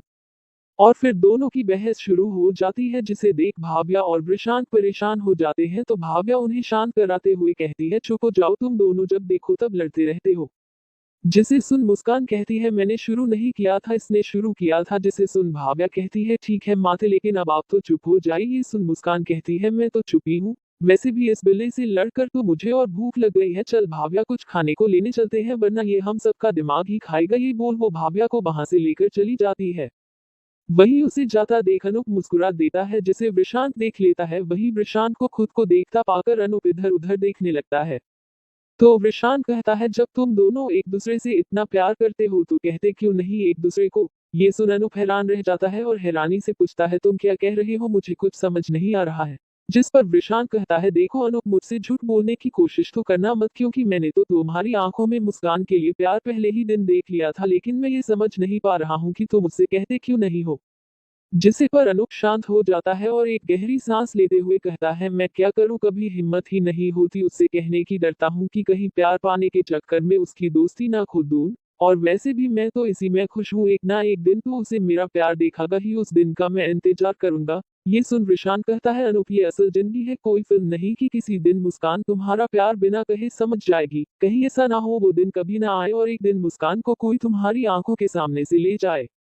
ये सुन अनूप कहता है, तो मैं क्या करूं, तुम्हें दिखता मेरा प्यार, भाव्या को दिखता है मेरा प्यार, तो उसे क्यों नहीं दिखता। जिसे सुन वृषांक कहता है, उसे भी है तुमसे प्यार, वो बस उस चीज को मानना नहीं चाहती है। ये सुन अनूप कहता है, तो मैं क्या करूं जिससे वो मुझसे अपने दिल बात कह सके, जिससे मुझे कुछ तो पता चले कि वो मुझे पसंद करती है भी या नहीं। जिसे सुन वृषांक कहता है, ये पता करने का एक तरीका है मेरे पास, इससे तुम्हें ना सिर्फ उसके दिल की बात पता चलेगी, यहाँ तक कि वो तुमसे कितना प्यार करती है ये भी पता चलेगा। लेकिन प्लान थोड़ा रिस्की है, उल्टा भी पड़ सकता है, तो कहो तुम तैयार हो। जिस पर अनूप कहता है, मुस्कान को किसी और के साथ जाते हुए देखने से तो कई गुना अच्छा है कि मैं एक बार कोशिश करके उसे अपने दिल की बात बता ही दूं। तुम प्लान बताओ, मैं रिस्क लेने को तैयार हूँ। ये सुन वृषांक उसे अपना प्लान बताता है, जिसे सुन अनूप खड़ा होते हुए कहता है, ये तुम क्या बकवास कर रहे हो, इससे तो अच्छा है मैं खुद ही उसे पाने के ख्वाब देखना छोड़ दूं, क्योंकि ये करके तो मैं वैसे भी उसे खो दूंगा। जिस पर वृषांक कहता है, देख लो, अब तुम्हें रिस्क लेकर मुस्कान का जिंदगी भर साथ चाहिए या फिर कुछ ना करके जिंदगी भर का पछतावा। ये सुन अनूप कुछ देर सोचता है, फिर कहता है, मैं जिंदगी भर पछताना नहीं चाहता, कि काश मैंने मुस्कान से अपने दिल की बात कही होती तो आज वो मेरे साथ होती। मैं तैयार हूँ। चैप्टर 25 मुस्कान हट अनूप। वृषांक का प्लान सुनने के बाद अनूप वो रिस्क लेने के लिए तैयार हो जाता है। प्लान के तहत अनूप को किसी दूसरी लड़की के साथ फ्लर्ट करना था, जिसे देख मुस्कान जेलिस होगी, और अगर ऐसा होता है तो वो जरूर कुछ ना कुछ करेगी, जिसके बाद तुम अपना लव कन्फेस करना वो जरूर मान जाएगी। लेकिन इसने ये रिस्क था कि अगर मुस्कान को जेलिसी नहीं हुई तो अनूप बुरा फंस जाएगा, क्योंकि मुस्कान को उस तरह के लड़के बिल्कुल पसंद नहीं थे जो लड़कियों को चीट करते हैं। लेकिन कुछ पाने के लिए रिस्क तो लेना ही पड़ता है। वहीं दूसरी तरफ मुस्कान और भाव्या खाने का ऑर्डर देने जाती है, जहां भाव्या मुस्कान से पूछती है, यार तू इतना लड़ती क्यों है अनूप से, तू जानती है ना वो तुझसे कितना प्यार करता है, तो फिर तू क्यों उसके साथ ऐसा करती है। जिस पर मुस्कान हैरान होते हुए कहती है, क्या कहा, वो मुझसे प्यार करता है, लेकिन तुझे कैसे पता, उसने तुझे कुछ बताया क्या। जिस पर भाव्या कहती है, इसमें बताना क्या है, मैं ये बात तो कॉलेज के पहले ही दिन से जानती हूँ कि वो तुझे पसंद करता है, और मुझे पता है तू भी उसे पसंद करती है, तो कह क्यों नहीं देती। ये सुनते ही मुस्कान पहले कुछ देर तो भाव्या को देखती है, फिर एकदम से हंसने लगती है। जिसे देख भाव्या को कुछ समझ नहीं आता कि वो हंस क्यों रही है, तो वो पूछती है, क्या हुआ, हंस क्यों रही है। जिस पर मुस्कान अपनी हंसी रोकते हुए कहती है, अरे तूने बात ही ऐसी की है, मुझे हंसी आ गई, अनु प्यार करता है और वो भी मुझसे, तेरा दिमाग खराब हो गया है क्या। तुझे पता भी है अनूप कौन है, उसका पूरा नाम क्या है। अरे वो अनूप शर्मा है, अनूप शर्मा, शर्मा इंडस्ट्रीज का इकलौता वारिस, और शायद तुझे पता नहीं, वो भले ही हम सबके सामने सीधा बनता है, लेकिन वो एक नंबर का प्लेबॉय है। तुझे पता है कॉलेज के अंदर को वो बहुत सीधा बनता है, लेकिन कॉलेज के बाहर उसकी कितनी लड़कियों के साथ चक्कर है, वो हर रोज एक नई लड़की के साथ दिखता है। उसने तुझे कुछ बोला और तूने मान लिया। अरे मैं अनूप जैसे लड़कों को अच्छे से जानती हूँ, उनका दिल कभी एक लड़की के लिए नहीं धड़कता, उन्हें रोज नए खिलौने चाहिए खेलने के लिए, और मुझे पता है वो मेरे पीछे सिर्फ इसलिए पड़ा है क्योंकि मैं वो पहली लड़की हूँ जिसने उसे भाव नहीं दिया, इसलिए वो मेरे पीछे पड़ा है। जिस दिन मैं उसके बिस्तर तक चली गई ना, उसका प्यार भी खत्म हो जाएगा। तू बहुत बोली है भाव्या, जो तुझे उसकी सच्चाई नहीं दिखा। हाँ ये बात अलग है कि वो दोस्त कमाल का है, लेकिन लड़का अच्छा नहीं है। अरे मुझे तो लगता है कि अगर मैं उसे ना मिली तो शायद वो तुझे ही अपना शिकार। इससे आगे वो कुछ बोल पाती उससे पहले ही किसी ने मुस्कान को एक जोर का थप्पड़ मार दिया, जिससे मुस्कान के साथ साथ भाव्या भी हड़बड़ा गई। वहीं जब दोनों ने अपना होश संभाला तो सामने और कोई नहीं बल्कि अनूप ही खड़ा था, और उसके पीछे वृषांक खड़ा था। उसे भी मुस्कान के मुंह से ये सब सुन विश्वास नहीं है कि वो अनूप के बारे में ऐसा सोचती थी। वहीं अनूप गुस्से से मुस्कान के देख रहा था और गुस्से से कहता है, अब तक तो मुझे लगता है कि शायद मेरे बार बार टोकने से तुम इतना चिढ़ती हो मुझसे, लेकिन आज मुझे पता चला कि तुम मेरे बारे में ऐसा सोचती थी कि मैं एक प्लेबॉय हूँ और बाहर मेरे कई लड़कियों के साथ चक्कर हैं, और मैं सिर्फ तुम्हें अपने बिस्तर तक ले जाने के लिए ये सब कर रहा था। आज तुमने हद पार कर दी मुस्कान, तुमने मुझ पर सवाल खड़े किए, यहाँ तक तो ठीक था, लेकिन तुम्हें कोई हक नहीं है मेरी फीलिंग्स को जज करने का। अरे मुझे तो अब खुद पर ही शर्म आ रही है कि मैंने तुम जैसे छोटी सोच वाली लड़की से प्यार भी किया था। अरे तुम तो अपनी सोच में इतनी गिर गई कि तुम्हें मेरा और भाव्या का रिश्ता भी गंदा लगने लगा। बहन, मानता हूँ मैं उसे, लेकिन तुमने तो उसे भी नहीं छोड़ा। इतना सब सुनने के बाद मुस्कान भी कहाँ चुप रहने वाली थी, वो भी चिल्लाते हुए कहती है, तो क्या गलत कहा मैंने? तुम हो उसी तरह के इंसान जिसका एक लड़की पर दिल कभी आ ही नहीं सकता। तुम एक नंबर के घटिया इंसान हो जो रोज अपने कपड़ों की तरह लड़कियां बदलता है। मैं तुम्हारे रग रग से वाकिफ हूँ, मुझे अपने बातों को जाल में तुम नहीं फंसा सकते, क्योंकि तुम उसी तरह के इंसान हो। समझे? मुझे सुनाने से पहले अपने गिरेबान में झांक कर देखो, फिर कुछ बोलना। ये सब सुन अनु को तो ऐसा लग रहा था जैसे कोई उसके दिल में हजारों सुइयां चुभ रहा हो। उसे एक तेज दर्द का एहसास अपने दिल में हुआ, जिससे वो एक बार के लिए लड़खड़ा गया, जिसे वृषांक और भाव्या ने वक्त रहते संभाल लिया, लेकिन अनु का दिल तो हजारों टुकड़े में बिखर चुका था, जिसे शायद समेटना किसी के बस की बात नहीं थी। वो खुद को संभालते हुए कहता है, सही कहा तुमने, मेरी ही गलती है कि मैंने तुमसे इतना प्यार किया। मैं पिछले 5 साल से तुमसे पागलों की तरह प्यार करता रहा, सिर्फ इस उम्मीद में कि एक दिन तुम जरूर मेरे प्यार को समझोगी, लेकिन मुझे क्या पता था कि तुम मेरे बारे में ऐसा सोचती है। मैं ही बेवकूफ था जो समझ नहीं पाया, लेकिन अभी भी बहुत देर नहीं हुई। आज से मैं अपने दिल में तुम्हारे लिए सारे जवाब खत्म करता हूँ। आज के बाद हम दोस्त भी नहीं रहे। ये बोल वो वहां से जाने लगता है। वहीं मुस्कान को तो जैसे कोई फर्क ही नहीं पड़ रहा था, वो आराम से खड़ी थी, लेकिन जाते जाते अनूप मुड़ते हुए कहता है, मिस मुस्कान, मुझे पता है कि आपके दिमाग में मेरी जो इमेज बन गई है वो कभी सही नहीं होगी, और अब तो मैं चाहता भी यही हूँ कि वो कभी सही भी ना हो, लेकिन मैं भगवान से प्रार्थना करता हूँ कि भगवान आपको हमेशा खुश रखे, और अगर कभी तुम्हें सच्चाई पता चले तो उसे सुनने और सहने की शक्ति दे। ये बोल वो वहां से निकल जाता है। वही भाव्या भी मुस्कान को देखने लगती है और कहती है, मुस्कान, आज तुमने वाकई बहुत गलत किया। मुझे नहीं पता था कि तुम ऐसा सोच सकती हो मेरे बारे में। मैं भी अब तुम्हारी दोस्त नहीं रह सकती, और मैं भी भगवान से प्रार्थना करती हूँ कि जिस दिन तुम्हें सच का पता चले भगवान तुम्हें उसे सहने की ताकत दे। ये बोल वो भी अनूप के पीछे निकल जाती है। अब वहां सिर्फ वृषांक और मुस्कान रह गए थे, जिसे देख मुस्कान कहती है, तुम्हें कुछ नहीं कहना क्या? आखिर तुम भी तो भाव्या के ही फ्रेंड हो, तुम कुछ नहीं कहोगे? जिस पर वृषांक मुस्कुरा देता है और कहता है, नहीं, मैं कुछ नहीं कहूंगा, क्योंकि मैं ना तो तुम्हें अच्छे से जानता हूं और ना ही अनूप को, इसलिए मैं तुम्हारे मामले में नहीं बोलूंगा, क्योंकि मुझे नहीं पता कि किसकी गलती है। हाँ, लेकिन इतना जरूर कहूंगा कि हमें अपने शब्दों का चयन बहुत सोच समझ कर करना चाहिए, क्योंकि गोली और बोली दो ऐसी चीजें हैं जो निकलने के बाद कभी वापस नहीं आती, और गोली से ज्यादा घातक इंसान की बोली गई बोली होती है, क्योंकि गोली तो सिर्फ इंसान के बाहरी शरीर को चोट पहुंचाती है, लेकिन बोली इंसान के अंतमन को चोट पहुंचाती है। इसीलिए मैं सिर्फ इतना कहना चाहूंगा कि तुमने जो बोला वो सही नहीं था। जिसे सुन मुस्कान कहती है, तुम ऐसा इसलिए कह रहे हो क्योंकि तुमने अनूप की सच्चाई नहीं देखी है, अगर देखते तो ये नहीं बोलते। मैंने देखी है उसकी सच्चाई कि वो एक नंबर का लड़केबाज है।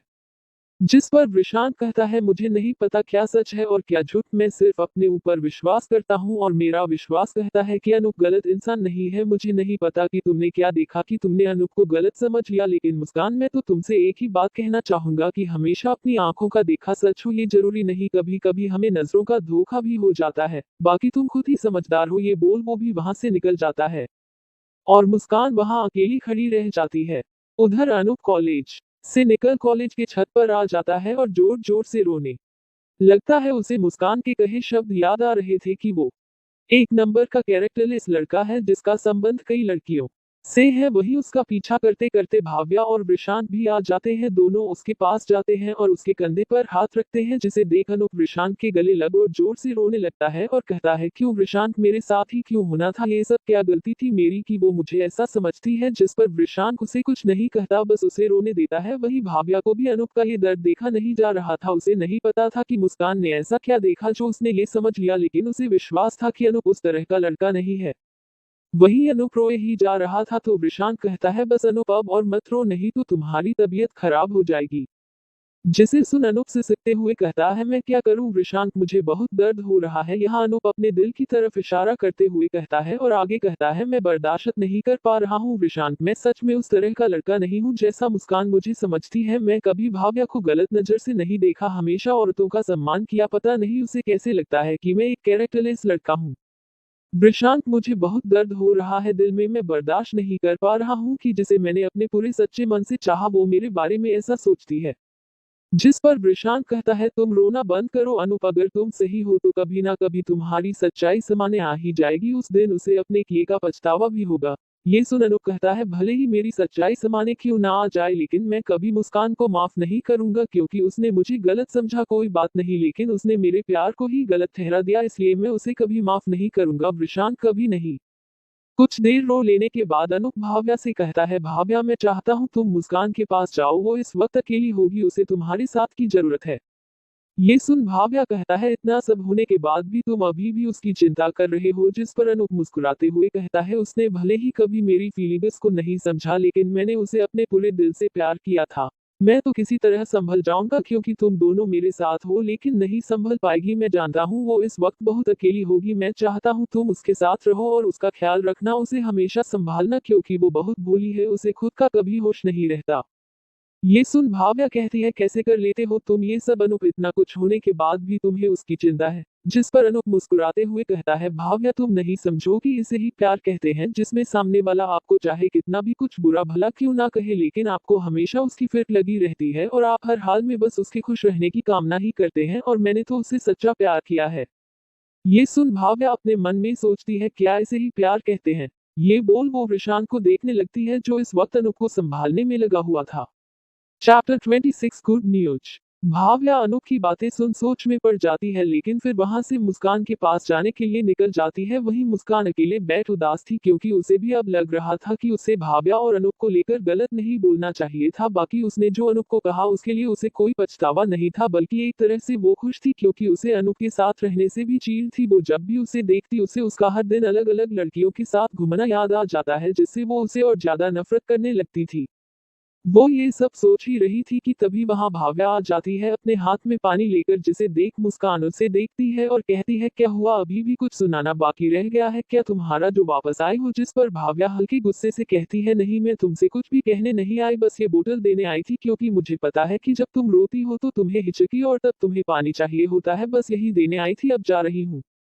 ये बोल वो वहां से जाने लगती है तो मुस्कान उसे पीछे से हक कर लेती है और कहती है, सॉरी यार, मुझसे गलती हो गई, मैं जानती हूँ कि अनूप चाहे कितना ही कैरेक्टरलेस हो, लेकिन उसने सच में तुझे अपनी बहन ही माना था।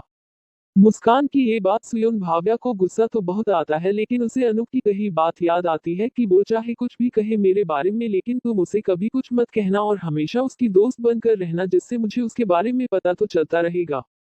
ये सोच वो मुस्कान को कुछ नहीं कहती और वहां से जाने लगती है तो मुस्कान कहती है, यार माफ कर दे, मैं कसम खाती हूँ कि आज के बाद कभी ऐसा नहीं करूंगी, सच में।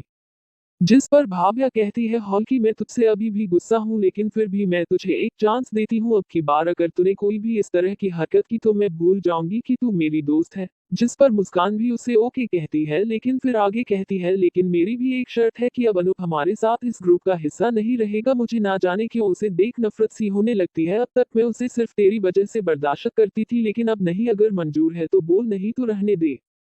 जिसे सुन भाव्या उसे बिना किसी भाव लिए देखती रहती है और कहती है, ठीक है, आज से अनूप हमारे ग्रुप का हिस्सा नहीं रहेगा, लेकिन अपने ये कहे शब्द याद रखना। जिसे सुन मुस्कान मुस्कुरा देती है और भाव्या को गले लगा लेती है। वहीं कुछ दूर खड़े अनूप और वृषांत भी मुस्कान और भाव्या की बातें सुन लेते हैं। जहां वृषांत को अनूप के लिए बुरा लग रहा था, वहीं अनूप का तो और भी बुरा हाल था। उसने जिसे अपनी जिंदगी में सबसे ज्यादा चाहा, आज उसने उससे सुनने को मिल रहा था कि वो उससे नफरत करती थी। ये सुनकर तो अनूप बिल्कुल टूट ही जाता है, लेकिन फिर भी ये बात किसी को नहीं जताता। वही वृषांत भी उसके मन की हालत समझ रहा था कि वो इस वक्त कैसे महसूस कर रहा, इसलिए वो अनूप के कंधे पर हाथ रखकर कहता है, कोई बात नहीं अनूप, तुम निराश मत होना, आज अगर घना अंधेरा है इसका मतलब जरूर कल एक नया सवेरा होगा, जिसमें मुस्कान की सारी गलतफहमी दूर हो जाएंगी और तुम दोनों फिर से एक साथ होगे। ये सुन अनूप कुछ नहीं कहता, बस मुस्कुरा देता है। वही वृषांत आगे कुछ कहता तभी उसका फोन रिंग करता है। तो वो देखता है कि विशाल उसे कॉल कर रहा है, जिसे देख प्रशांत अनूप को वहीं छोड़कर एक अलग जगह चला जाता है और फोन उठाते हुए कहता है, हाँ विशाल बोलो क्या हुआ। जिस पर विशाल कहता है, सर एक गुड न्यूज है, अनाथ आश्रम के मालिक हमारे डिजाइन और शर्तों को मान गए हैं, अब हम बिना किसी रुकावट के काम शुरू कर सकते हैं। जिसे सुन प्रशांत के चेहरे पर एक स्माइल आ जाती है, तो वो कहता है ये तो अच्छी खबर है, तुम एक काम करो अनवर जी से मिलकर मटेरियल और बाकी लेबर वगैरह की बात कर लो, हम जल्दी ही काम शुरू कर देते हैं। मैं हेमंत जी से बात कर लेता हूँ और उनसे भी पूछ लेता हूँ कि वो कब चाहते हैं कि काम शुरू हो जाए, क्योंकि मुझे पता है वो मुहूर्त पर बहुत विश्वास रखते हैं। जिसे सुन विशाल कहता है, ठीक है सर मैं ये सब कर लेता हूँ। फिर वो पूछता है, सर आप आज ऑफिस आ रहे हैं। जिस पर प्रशांत कहता है, हाँ आ रहा हूँ, लेकिन थोड़ा लेट हो जाएगा, यहाँ कुछ गड़बड़ हो गई है तो बस उसे ही देख रहा हूँ, बाकी तुम काम पर ले जाओ। ये बोल वो फोन रखने वाला होता है कि तभी उसे कुछ याद आता है, तो वो कहता है विशाल। जिसे सुन विशाल जो फोन रखने वाला था कहा है, जी सर कुछ और बात है। जिस पर विशाल कहता है, विशाल मुझे अनूप शर्मा के बारे में पूरी जानकारी चाहिए और वो भी जल्दी ही, क्या ये हो सकता है। जिसे सुन विशाल कहता है, जी सर मैं अभी करता हूँ ये बोल वो फोन काट देता है। वही प्रशांत फोन कटने के बाद कुछ देर को अनूप के बारे में सोचता है, लेकिन फिर तुरंत ही अपना ध्यान वहां से हटाता है और हेमंत जी को कॉल लगा देता है। वही हेमंत जी जो मेरे किसी काम में बिजी थे, प्रशांत का फोन आता देखते हैं तो तुरंत फोन उठाते हैं और कहते हैं, हाँ प्रशांत जी कहिए कैसे याद किया। जिस पर प्रशांत कहता है, हेमंत जी मुझे आपको एक गुड न्यूज देनी थी। ये सुन हेमंत जी खुश हो जाते हैं, क्योंकि उन्हें पता था कि प्रशांत क्या कहने वाला है, तो वो पूछते हैं कैसे गुड न्यूज। जिस पर प्रशांत उन्हें सारी बात बता देता है। जिसे सुन हेमंत जी की खुशी का तो ठिकाना ही नहीं रहता, वो खुशी से नाचने लगते हैं और खुशी से कहते हैं, ये तो आपने बहुत अच्छी न्यूज दी है प्रशांत। सच कहूं तो एक बार को मैंने तो उम्मीद ही छोड़ दी थी कि ये मॉल कभी बन भी पाएगा, लेकिन तुमने इसे सच कर दिया। फिर प्रशांत कहता है, ऐसा कुछ नहीं है हेमंत जी, मैंने तो बस अपना काम किया है। वैसे मैंने ये पूछने और बताने के लिए फोन किया था कि हम तो तैयार हैं, बस आपके कहने की देर है और हम काम शुरू कर देंगे। लेकिन मैं जानना चाहता हूँ कि क्या आप किसी खास डेट पर ये प्रोजेक्ट शुरू करना चाहते हैं। जिस पर हेमंत जी कहते हैं, जी मैं चाहता हूँ कि मेरा ये प्रोजेक्ट परसों से शुरू हो, क्योंकि उस दिन मेरे पापा की पुण्यतिथि है। जिसे सुन प्रशांत अपने पापा के बारे में सोचने लगता है कि वो हमेशा काम में इतना बिजी रहता था कि हर बार अपने पापा की पुण्यतिथि भूल जाता है, लेकिन उसकी दाई माँ हर उसे याद दिलाकर उस दिन पूजा करवाती थी। अपने ख्यालों से बाहर आते हुए प्रशांत कहता है, ठीक है हेमंत जी, हम परसों से ही काम शुरू करते हैं। ये सुन हेमंत जी कहते हैं, प्रशांत मैं चाहता हूँ कि आप भी उस मॉल की नींव पूजन में शामिल हो, वहां पर मीडिया मौजूद रहेगी, जिससे आपको भी काफी फायदा होगा। ये सुन प्रशांत कहता है, आपका बुलाने के लिए धन्यवाद हेमंत जी, लेकिन मैं या विशाल नहीं आ सकते हैं। आप तो समझ ही सकते हैं मैं ऐसा क्यों कह रहा हूँ, अभी ये सही समय नहीं है हमारे सामने आने का। ये सुन हेमंत जी भी समझ रहे थे कि प्रशांत ऐसा क्यों रहे हैं, क्योंकि अगर बजाज को पता चला कि किसी ने विशाल को हायर किया है तो प्रशांत की कंपनी मुसीबत में पड़ सकती थी। ये सुन हेमंत जी कहते हैं, जी प्रशांत मैं समझ सकता हूँ आपकी बात, आप परेशान मत हो, बस इसी तरह मेहनत करते रहे। मुझे यकीन है जिस तरह आप मेहनत कर रहे हैं, एक दिन जरूर ऐसा आएगा जब आपको किसी से छिपने की जरूरत नहीं होगी। ये सुन प्रशांत मुस्कुराते हुए, नहीं हेमंत जी मेरा दिन कभी नहीं आएगा, क्योंकि दिन तो कुत्तों को आता है, मेरा तो दौर आएगा। और जब ऐसा होगा तब मैं सबके सामने आऊंगा, लेकिन तब तक मैं ऐसे ही काम करना चाहता हूँ। उम्मीद है आप समझ सकते हैं मेरी बात। वही हेमंत जी प्रशांत की ये बात सुन मुस्कुराने लग जाते हैं और अपने मन में सोचते हैं, मैंने सही सोचा था इस लड़के के बारे में, ये लड़का इन छोटी मोटी उड़ानों के लिए नहीं बना, इसे तो अपने पंखों से पूरा आसमान नापना है। फिर अपने ख्यालों ये बाहर आते हुए कहते हैं, ठीक है प्रशांत मैं समझ सकता हूँ, आपको आपकी पेमेंट कल मिल जाएगी ताकि आप सारी तैयारियां कर सके, चलिए रखता हूँ। ये बोल वो फोन काट देते हैं। वही प्रशांत भी फोन रख उनके बारे में ही सोचने लगता है और फिर वहां से निकल जाता है। चैप्टर 27 विशाल की कुटाई। फोन काटने के बाद प्रशांत अनूप के पास आ गया, जो अभी भी उदास ही बैठा था। जिसे देख प्रशांत कहता है, अनूप मुझे पता है तुम गलत नहीं हो, लेकिन तुम्हें अपनी बेगुनाही साबित करनी पड़ेगी। जिसे सुन अनूप कहता है, अब मुझे ही अपनी बेगुनाही साबित करनी पड़ेगी। जिस पर प्रशांत कहता है, हाँ ऐसा करना पड़ेगा। सच की एक यही परेशानी है कि सच होने के बाद भी उसे साबित करना पड़ता है, वही झूठ को साबित करने की जरूरत नहीं पड़ती। ये दुनिया ऐसी ही है, और वैसे भी झूठ चाहे कितना ही बलवान क्यों ना, सच से हमेशा कमजोर ही रहता है। ये सुन अनूप कहता है, नहीं लेकिन मैं अपनी बेगुनाही साबित नहीं करूंगा, क्योंकि ऐसा करने से मेरा आत्मसम्मान मुझे इज्जत नहीं देता। उसे जो समझना है समझे, मुझे फर्क नहीं पड़ता। अब मैं इस टॉपिक पर कोई बात करूंगा, ये बोल वो वहां से निकल जाता है। वही भाव्या भी कुछ देर बाद वृषांत के पास आती है और पूछती है क्या कहा अनूप ने, जिस पर वृषांत उसे सारी बात बता है, जिसे सुन भाव्या भी परेशान हो जाती है और कहती है अब क्या होगा, मैं नहीं चाहती है ये दोनों कभी अलग हो, और ना जाने कैसे मुस्कान को ऐसी गलतफहमी हो गई, जबकि मुझे कभी नहीं लगा कि अनूप कुछ गलत कर सकता है। जिस पर वृषांत कहता है कई बार हम गलत नहीं होते हैं, लेकिन इंसान का देखने का नजरिया और अविश्वास उन्हें गलत बना देता है। ऐसा ही कुछ इन दोनों के साथ हो रहा है, लेकिन मुझे यकीन है कि सब सही होगा। खैर तुम इन सबको छोड़ो, चलो तुम्हें घर छोड़ दूं, फिर मुझे काम पर भी जाना है। ये सुन भाव्या और वृषांत भी वहां से निकल जाते हैं। तो वृषांत भाव्या को छोड़कर ऑफिस के लिए निकल जाता है, जहां विशाल और अनवर जी दोनों उसका वेट कर रहे थे। आते ही वृषांत पूछता है विशाल सब सेट हो गया ना, जिस पर विशाल कहता है जिस पर मटेरियल तैयार है और लेबर्स को लेकर भी बात हो गई है। फिर वृषांत अनवर जी से पूछता है चाचा लेबर्स तो सही है ना, काम छोड़कर तो नहीं जाएंगे, जिस पर अनवर जी कहते हैं नहीं वो सब भरोसेमंद है, असल में तो वो सब वृषांत की कंपनी के लिए काम करते थे, लेकिन उसके जाने के बाद समीर ने उन्हें पैसे कम देने शुरू कर दिए, जिसके बाद सब ने काम छोड़ दिया। एक बार फिर समीर की हरकत सुन वृषांत को गुस्सा आने लगता है, लेकिन वो अपने गुस्से को बाहर नहीं आने देता, या यूं कहें कि वो अपने गुस्से को पाल रहा था और उसे उस दिन के लिए बचा रहा था जब समीर उसके सामने आएगा, उस दिन वो अपना सारा हिसाब लेगा। फिर वो सब कुछ और चीजों पर चर्चा करते हैं, जिसके बाद अनवर जी कहते हैं अच्छा वृषांत बेटे मैं चलता हूँ, मेरी नमाज का टाइम हो रहा है। ये बोल वो वहां से निकल जाते हैं। उनके जाने के बाद वृषांत पूछता है विशाल मैंने जो कहता था वो हुआ, जिस पर विशाल कहता है जी सर, जैसा कि आपने अनूप शर्मा के बारे में पता करने को कहा था मैंने सब पता कर लिया है। फिर एक फाइल देते हुए कहता है सर इसने उसकी पूरी जानकारी है, आप चेक कर सकते हैं। वृषांक उस फाइल को लेकर पढ़ने लगता है। उसे पढ़ने के बाद वृषांक के चेहरे पर स्माइल आ जाती है और वो अपने आप से कहता है अच्छा तो ये है तुम्हारी सच्चाई, वाकई में अब तो मैं भी ये दुआ करता हूँ कि जब मुस्कान को तुम्हारी सच्चाई पता चले तो वो उसे संभाल ले। ये बोल वो फाइन बंद कर देता है और बाकी काम में लग जाता है। इन दिनों में एक दो और प्रोजेक्ट्स आए थे जो कि काफी छोटे थे, लेकिन वृषांक ने उन्हें करने से मना नहीं किया, वो उसी को देखने लगता है। ये सब करते करते उसे रात हो जाती है, जिसके बाद विशाल वृषांक को छोड़ने जाता है। तो वृषांक विशाल से कहता है विशाल कल तुम हेमंत जी के ऑफिस चले जाना, वो पेमेंट करने वाले हैं, और वहां से तुम तुरंत अनवर जी के पास जाना ताकि वो अपना लोन तुरंत खत्म कर सके। मैं नहीं चाहता कि उनके दरवाजे पर फिर से कोई लोन वाला आए। ये सुन विशाल हाँ में सिर हिला देता है। कुछ ही देर में वो उसे घर छोड़ वहां से निकल जाता है। वही भाव्या रोज की तरह वृषांक का वेट कर रही थी। उसके आते ही वो वृषांक के पास जाती है। वही वृषांक उसे इतना टेंशन में देख समझ जाता है कि वो किसके बारे में टेंशन ले रही है, तो वो उसे देख पूछता है तुम्हारे चेहरे पर 12 क्यों बजे हैं, जिस पर भाव्या कहती है हाँ डॉट हाँ नॉट सो फनी, तुम्हें नहीं पता मैं क्यों टेंशन में हूँ, जिस पर वृषांत कहता है ऐसे टेंशन लेने से कुछ नहीं होगा, चलो मैं तुम्हें आइसक्रीम खिलाता हूँ जिससे तुम्हारा टेंशन कम हो जाएगा। ये सुन भाव्या वृषांत को देखने लगती है और अपने मन में कहती है मेरा टेंशन तो तुम्हें देखते ही खत्म हो जाता है, विशी तुम मेरे स्ट्रेस बस्टर हो। वही वृषांत उसे हंसाने के लिए कहता है तुम ना ज्यादा टेंशन मत लिया करो, ऐसे टेंशन लेती रहोगी तो जल्दी बुढ़ी हो जाओगी, फिर तुमसे शादी कौन करेगा। जिसे सुन भाव्या चीर जाती है और गुस्से से कहती है क्या कहा तुमने, बीशी तुम ना आज तो गए। ये बोल वो वृषांत के पीछे भागने लगती है उसे मारने के लिए। वही वृषांत उससे बचने के लिए भागने लगता है। दोनों ऐसे ही भागते रहते हैं, फिर थक कर एक जगह रुक जाते हैं। तो वृषांत रुकते हुए कहता है अब बस बहुत हुआ, अब मैं नहीं दौड़ सकता। ये बात उसने भाव्या को देखते हुए कहती थी, क्योंकि वो देख रहा था कि वो काफी थक गई है, तो वो जानबूझकर रुक गया। वही दोनों एक दूसरे को देखते हैं फिर हंसने लगते हैं। वृषांत भाव्या को हंसने में कामयाब हो गया था। वही वृषांत भाव्या को हंसता देख अपने मन में कहता है पता नहीं क्यों, लेकिन तुम्हें हंसते देख मैं अपना सारा गम भूल जाता हूँ और मुझे बहुत सुकून मिलता है। मैं नहीं जानता ऐसा क्यों है, और सच कहूँ तो जानना भी नहीं चाहता, बस इस रिश्ते को इस तरह चलते रहने देना चाहता हूँ।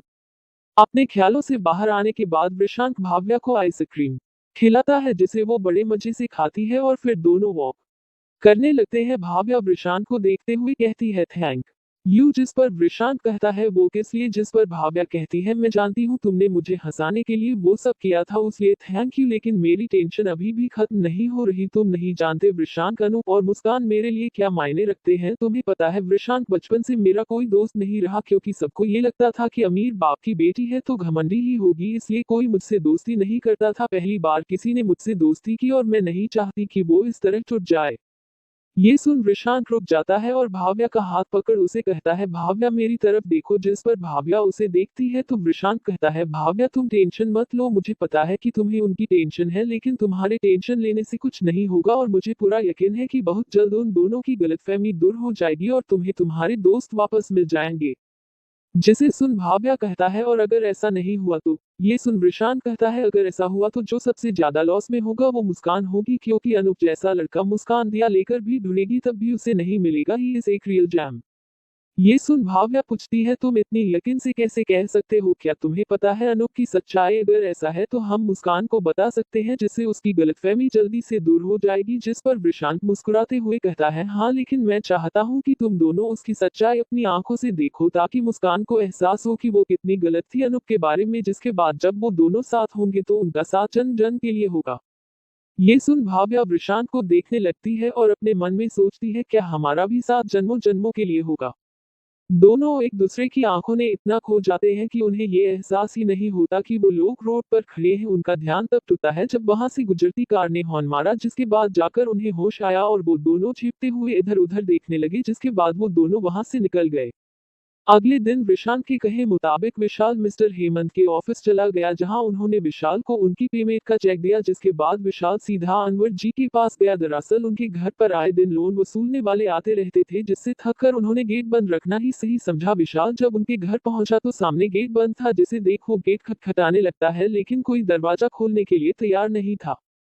ये देख विशाल को कुछ गलत होने का आभास हुआ तो उनके गेट से जल्दी से कूद और अंदर की तरफ बढ़ गया। वो अभी कुछ दूर चला होगा कि किसी ने उसके ऊपर पीछे से कंबल डालकर हमला कर दिया और चिल्लाने लगा, चोर चोर। जिसे सुन अनवर जी और उनका परिवार जल्दी से बाहर आए। वही वो इंसान तब तक विशाल को पीटता रहा। ये देख अनवर जी कहते हैं, अरे बेटी रुक जा, मार ही डालेगी क्या उसे? जिस पर आहाना कहती है, नहीं अब्बू, ये चोर है, यहाँ गेट कूद कर चोरी करने आया था, इसे तो मैं छोड़ूंगी नहीं। दरअसल वो इंसान और कोई नहीं बल्कि अनवर जी की बेटी आहाना थी, जिसे लगा कि घर में कोई चोर घुस आया है। अपने अब्बू के कहने पर उसने विशाल को मारना बंद किया। अब तक तो विशाल की हालत खस्ता हो चुकी थी। उसने अपने ऊपर से कंबल हटाया, जिसके बाद उसे सबसे पहले आहाना का चेहरा दिखा, जिसे देखने के बाद विशाल तो मानो अपना सारा दर्द ही भूल गया। आहाना की खूबसूरती और सादगी देख विशाल तो उसे देखता ही रह गया। उसका गोर चेहरा, लंबे काले बाल जिसमें वो काफी सिंदूर दिख रही थी, और सबसे ज्यादा खूबसूरत उसकी भूरी आंखें, जिन्हें देख विशाल तो बस उनमें डूबता ही चला गया। वही जब अनवर जी ने विशाल को देखा तो उससे पूछा, अरे विशाल बेटा, तुम यहाँ ऐसे क्यों आए? वही विशाल जो आहाना को देखने में खोया हुआ था, अनवर जी के बातें सुन होश में आया और अनवर जी से कहता है, माफ कीजिएगा अनवर जी, मैं इस तरह आना नहीं चाहता था, बल्कि मैंने तो कई बार गेट भी खटखटाया लेकिन किसी ने गेट ही नहीं खोला, तो मुझे थोड़ी टेंशन हुई कि आप ठीक तो हैं, बस इस वजह से ऐसे आ गया। ये सुन अनवर जी कहते हैं, हाँ, वो हम जानबूझकर गेट नहीं खोल रहे थे, क्योंकि आए दिन लोन वाले यहाँ आकर हमें परेशान करने लगे थे, जिससे तंग आकर हमने गेट खोना ही बंद कर दिया। ये सुन विशाल कहता है, उसी सिलसिले में तो मैं आपसे बात करने आया था। फिर विशाल उनकी तरफ चेक बढ़ाकर कहता है, ये लीजिए अनवर जी, आपका पेमेंट। प्रशांत सर ने इसे आपको देने को कहा था, ताकि आप जल्दी से लोन चुका दें और कोई भी आपको परेशान न करने आए। वही आहाना विशाल के बारे में जानकर अपने आप को काफी गिल्टी फील कर रही थी कि उसे बिना सच्चाई जाने इतना मार दिया। वो जल्दी से अनवर जी के पीछे छिप गई ताकि विशाल उसे ना देख पाए, लेकिन विशाल की आंखें तो बस आहाना को ही देखना चाहती थी। वहीं अनवर जी आहाना से कहते हैं, बेटी चलो विशाल जी से माफी मांगो, तुमने इन्हें बिना सच्चाई जाने इतना मारा है। जिसे सुन आहाना अपनी नजरें झुका लेती है और धीरे से कहती है, हमें माफ कर दीजिएगा, हमसे गलती हो गई। वही विशाल को तो वो और भी ज्यादा सुंदर लग रही थी, जिसे देख विशाल कहता है, कोई बात नहीं, बल्कि मुझे खुशी है कि आप और लड़कियों की तरह मुसीबत के वक्त डर नहीं जाती और उसका बिना डरे हिम्मत से सामना करती है। ये सुन आहाना अपनी नजरें विशाल पर डालती है, लेकिन फिर जल्दी ही अपनी नजरें नीचे झुका लेती है और वहां से निकल जाती है। उसे अच्छा लगा था कि विशाल ने उसे उसकी करनी के लिए डांटा नहीं, बल्कि उसने उसे हिम्मती कहा। वही विशाल तो अनवर जी को चेक देकर वहां से निकल गया, लेकिन शायद जाते जाते विशाल ने अपना दिल भी वही छोड़ दिया जो अब शायद आहाना के पास था। देखते हैं क्या होगा इनका अंजाम। चैप्टर 28, पहली कामयाबी। विशाल वहां से तो निकल गया था, लेकिन आहाना उसके ख्यालों में बस चुकी थी। उसे याद करता हुआ वो मुस्कुराए जा रहा था और अपने मन में कहता है, ये कैसी फीलिंग है जो मुझे आहाना को देखने से हुई? क्या इसे ही फर्स्ट साइट वाला प्यार कहते हैं? पता नहीं, लेकिन जो भी, इस वक्त मैं बिना इस चीज की परवाह किए बस इस फीलिंग को जीना चाहता हूँ। ये बोल वो मुस्कुराते हुए वहां से निकल जाता है। वही सब कुछ रेडी था। रात में प्रशांत को नींद ही नहीं आ रही थी, वो कल के बारे में सोच रहा था। जब उसे नहीं रहा गया तो वो खिड़की के पास आकर खड़ा हो गया और अपने आप से बातें करते हुए कहने लगा, कल से मेरी इसी जर्नी का पहला कदम पड़ने वाला है। इस जन्म में पिछली वाली गलतियों को नहीं दोहराना चाहता। ये बोल वो अपने पिछले जन्म में हुए उसके साथ अन्याय को याद करने लगता है, जिसे याद कर उसके चेहरे पर गुस्से के भाव आ जाते हैं और वो गुस्से में कहता है, बस कुछ दिन और आराम की जिंदगी जी लो तुम लोग, क्योंकि उसके बाद तुम लोग चाह कर भी आराम नहीं कर पाओगे। तुम्हें तो मैं वो दर्द दूंगा कि तुम रोना भी चाहोगी तो तुम्हारे आंसू नहीं निकलेंगे। ये बोल वो वापस आकर अपने बेड पर लेट जाता है और सोने की कोशिश करने लगता है। अगले दिन रिशांत जल्दी ही उठ गया था और नहा धोकर रेडी था। आज पूजा करते समय भी उसके आवाज में एक अलग ही खनक थी जिसे सब महसूस कर रहे थे। वहीं नाश्ते की टेबल पर रिशांत भावेश जी से कहता है, सर मैं आज की छुट्टी लेना चाहता हूँ, मुझे कुछ काम है। जिसे सुन भावेश जी उससे कहते हैं, ठीक है मैं भाव्या के साथ किसी और को भेज देता हूँ। वहीं भाव्या का तो मुंह ही लटक गया था। ये सुन उसे बिल्कुल भी अच्छा नहीं लग रहा था कि रिशांत आज उसके साथ नहीं जाएगा और वो सोच रही थी कि कल उसने मुझे क्यों नहीं बताया कि वो आज कॉलेज नहीं जाने वाला था। लेकिन ये सब वो वृषांत से नहीं पूछ सकती थी और ना ही अब कॉलेज ना जाने को कह सकती थी, वरना सब उससे पूछते कि क्यों नहीं जाना कॉलेज तो वो क्या जवाब देती। वहीं वृषांत भाव्या की तरफ एक बार भी नहीं देख रहा था, क्योंकि वो जानता था कि उसने उसे कॉलेज ना जाने की बात नहीं बताई है जिसके लिए वो उससे गुस्सा होगी, इसलिए वो उसे देख ही नहीं रहा था। वही भाव्या वाकई इस बात से काफी गुस्से में थी, लेकिन वो भी क्या करती, अंत में हार मानकर उसे कॉलेज जाना ही पड़ा। उसके जाते ही विशांत ने विशाल को कॉल किया, जिसे विशाल ने तुरंत उठा लिया। तो विशांत कहता है, विशाल कहाँ तो तुम, जिस पर विशाल कहता है, सर मैं आपके घर की कुछ दूरी पर खड़ा हूँ। ये सुन विशांत कहता है, ठीक है मैं आ रहा हूँ, और बाकी वहाँ सब रेडी है ना। जिस पर विशाल कहता है, जी सर सब रेडी है, मैंने अनवर जी को सब बता दिया है, वो सब देख लेंगे और वो इस वक्त वहीं मौजूद है। ये सुन विशांत कहता है, गुड मैं बस यहाँ से निकल रहा हूँ। ये बोल वो फोन काट देता है और तैयार होने चला जाता है। तैयार हो वो वहां से विशाल के साथ निकल जाता है। असल में वो और विशाल आज साइट पर जाने वाला था, लेकिन अपना हुलिया बदल कर, ताकि उन्हें कोई पहचान ना सके, क्योंकि अभी वो लोग दुनिया की नजरों में नहीं आ सकते थे, लेकिन उनका वहां होना भी जरूरी था, इसलिए उन लोगों ने ये प्लान बनाया था। कुछ ही देर में वो लोग वहां पहुंच गए थे और वहां का नजारा देख वो लोग तो हैरान ही रह गए थे, क्योंकि जितना उन लोगों ने सोचा था कि ये काफी बड़ी न्यूज बनेगी, उससे कहीं ज्यादा बड़ी न्यूज बन गई थी। ऊपर से अनाथ आश्रम के बच्चों की मौजूदगी उसे और ज्यादा पब्लिसिटी दिला रही थी। वृषांक और विशाल दोनों ये देख काफी खुश थे। विशाल वृषांक से बोलता है, सर हमारी उम्मीद से ज्यादा कवरेज मिल रहा है, ये खुशी की बात है। जिससे सुन वृषांक कहता है, हाँ मुझे भी इतनी उम्मीद नहीं थी, खैर ये अच्छा ही है, इससे हमें भी काफी फायदा होगा। ये बोल वो लोग एक जगह बैठ सब देखने लगते हैं। कुछ ही देर में मिस्टर हेमंत अपने परिवार के साथ वहां आ जाते हैं, जिसके बाद पूजा शुरू हो जाती है और कुछ ही देर में मिस्टर हेमंत उस मॉल की नींव रखते हैं जिसे मीडिया कवर कर रहा था। उसके बाद मिस्टर हेमंत मीडिया के सवालों के जवाब देने के लिए आते हैं, तो मीडिया उनसे कई तरह के सवाल पूछने लगती है, जिसे सुन मिस्टर हेमंत कहते हैं, मैं जानता हूं कि आप सबके पास कई सवाल होंगे जिन्हें आप जानना चाहते हैं, तो मैं बिना देरी किए पहले अपने इस प्रोजेक्ट के बारे में बताना चाहता हूं। जिसे बाद मिस्टर हेमंत ने उन्हें अपने प्रोजेक्ट के बारे में सब बताया, तो एक मीडिया वाले ने पूछा, सर हमें पता चला है कि आप ये प्रोजेक्ट अनाथ आश्रम की जमीन लेकर बनवाने वाले थे, जिसका वो लोग विरोध भी कर रहे थे, और अचानक से आप इस तरह का प्लान लेकर आ गए। कहीं ऐसा तो नहीं कि आपने अपने काम के लिए बच्चों को डराया धमकाया हो।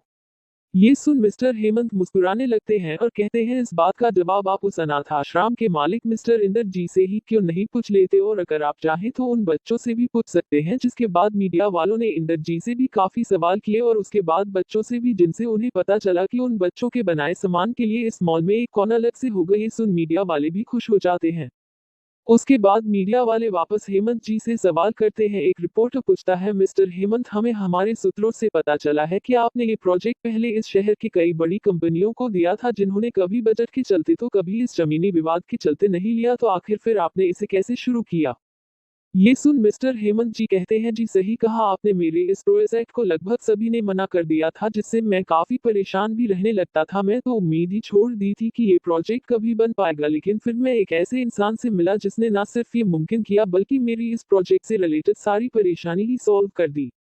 ये सुन वो रिपोर्टर पूछता, वो कौन है सर। जिस पर हेमंत जी कहते हैं, जी मैं बात कर रहा हूँ अभी अभी ओपन हुई पी कंपनी के बारे, जिसका मालिक एक 21 साल का लड़का है। उसने ही ये प्रोजेक्ट मुमकिन किया है। 21 साल सुन, आप लोग उसे बच्चा समझने की गलती ना करें, वो बहुत काबिल है। उसकी काबिलियत का अंदाजा आप इसी बात से लगा सकते हैं कि जो प्रोजेक्ट इस शहर के बड़े बड़े लोग नहीं कर पाए, उसने वो कर दिखाया। वो सच में बहुत ही टैलेंटेड इंसान है। और यही नहीं, मेरा नेक्स्ट प्रोजेक्ट जो कि एक एम्यूजमेंट पार्क बनाना है, मैं वो भी उसे ही देने का ऐलान करता हूँ। ये सुन जहां मीडिया वाले एक नई कंपनी के बारे में मिस्टर हेमंत जी से सुन हैरान थे, वहीं वृषांक और विशाल तो ये सुन काफी खुश थे। विशाल कहता है, सर ये तो कमाल ही हो गया, मतलब अब हमें एक और प्रोजेक्ट मिलने वाला है। ये सुन वृषांक कुछ नहीं कहता, बस मुस्कुरा देता है।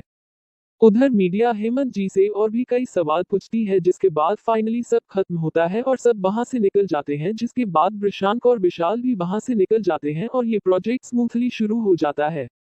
वृषांक आज काफी रिलैक्स महसूस कर रहा था कि फाइनली सब सही से हो गया। फिर वो अपने एक खास प्रोजेक्ट पर लग जाता है, जिसका उसने विशाल को भी नहीं बताया था, क्योंकि वो अभी भी विशाल पर पूरी तरह से भरोसा नहीं करता था, क्योंकि चाहे कुछ भी हो लेकिन विशाल था तो राकेश का एक एक्स एम्प्लॉय ही उस पर पूरी तरह से भरोसा नहीं किया जा सकता था, इसलिए वो उस प्रोजेक्ट के बारे में उसे भी नहीं बताता। अगले दिन ये खबर आपकी तरह फैल जाती है कि बिजनेस की दुनिया में एक नए खिलाड़ी ने कदम रख दिया है और आते ही पहली बॉल पर छक्का मारा है। वहीं ये न्यूज सुबह नाश्ते की टेबल पर बैठे भावेश जी भी पढ़ रहे थे और भाव्या को भी सुना रहे थे, जिसे सुन भाव्या कहती है, वो डैड ये आर पी कंपनी का मालिक तो काफी कूल मालूम होता है, उसने जैसे ये प्रोजेक्ट किया है वो काबिले तारीफ है। जिसे सुन भावेश जी कहते हैं, तुम सही कह रही हो, वाकई कुछ बात तो जरूर होगी उसमें, क्योंकि मैं हेमंत को जानता हूँ, वो यूं ही किसी की तारीफ नहीं करता।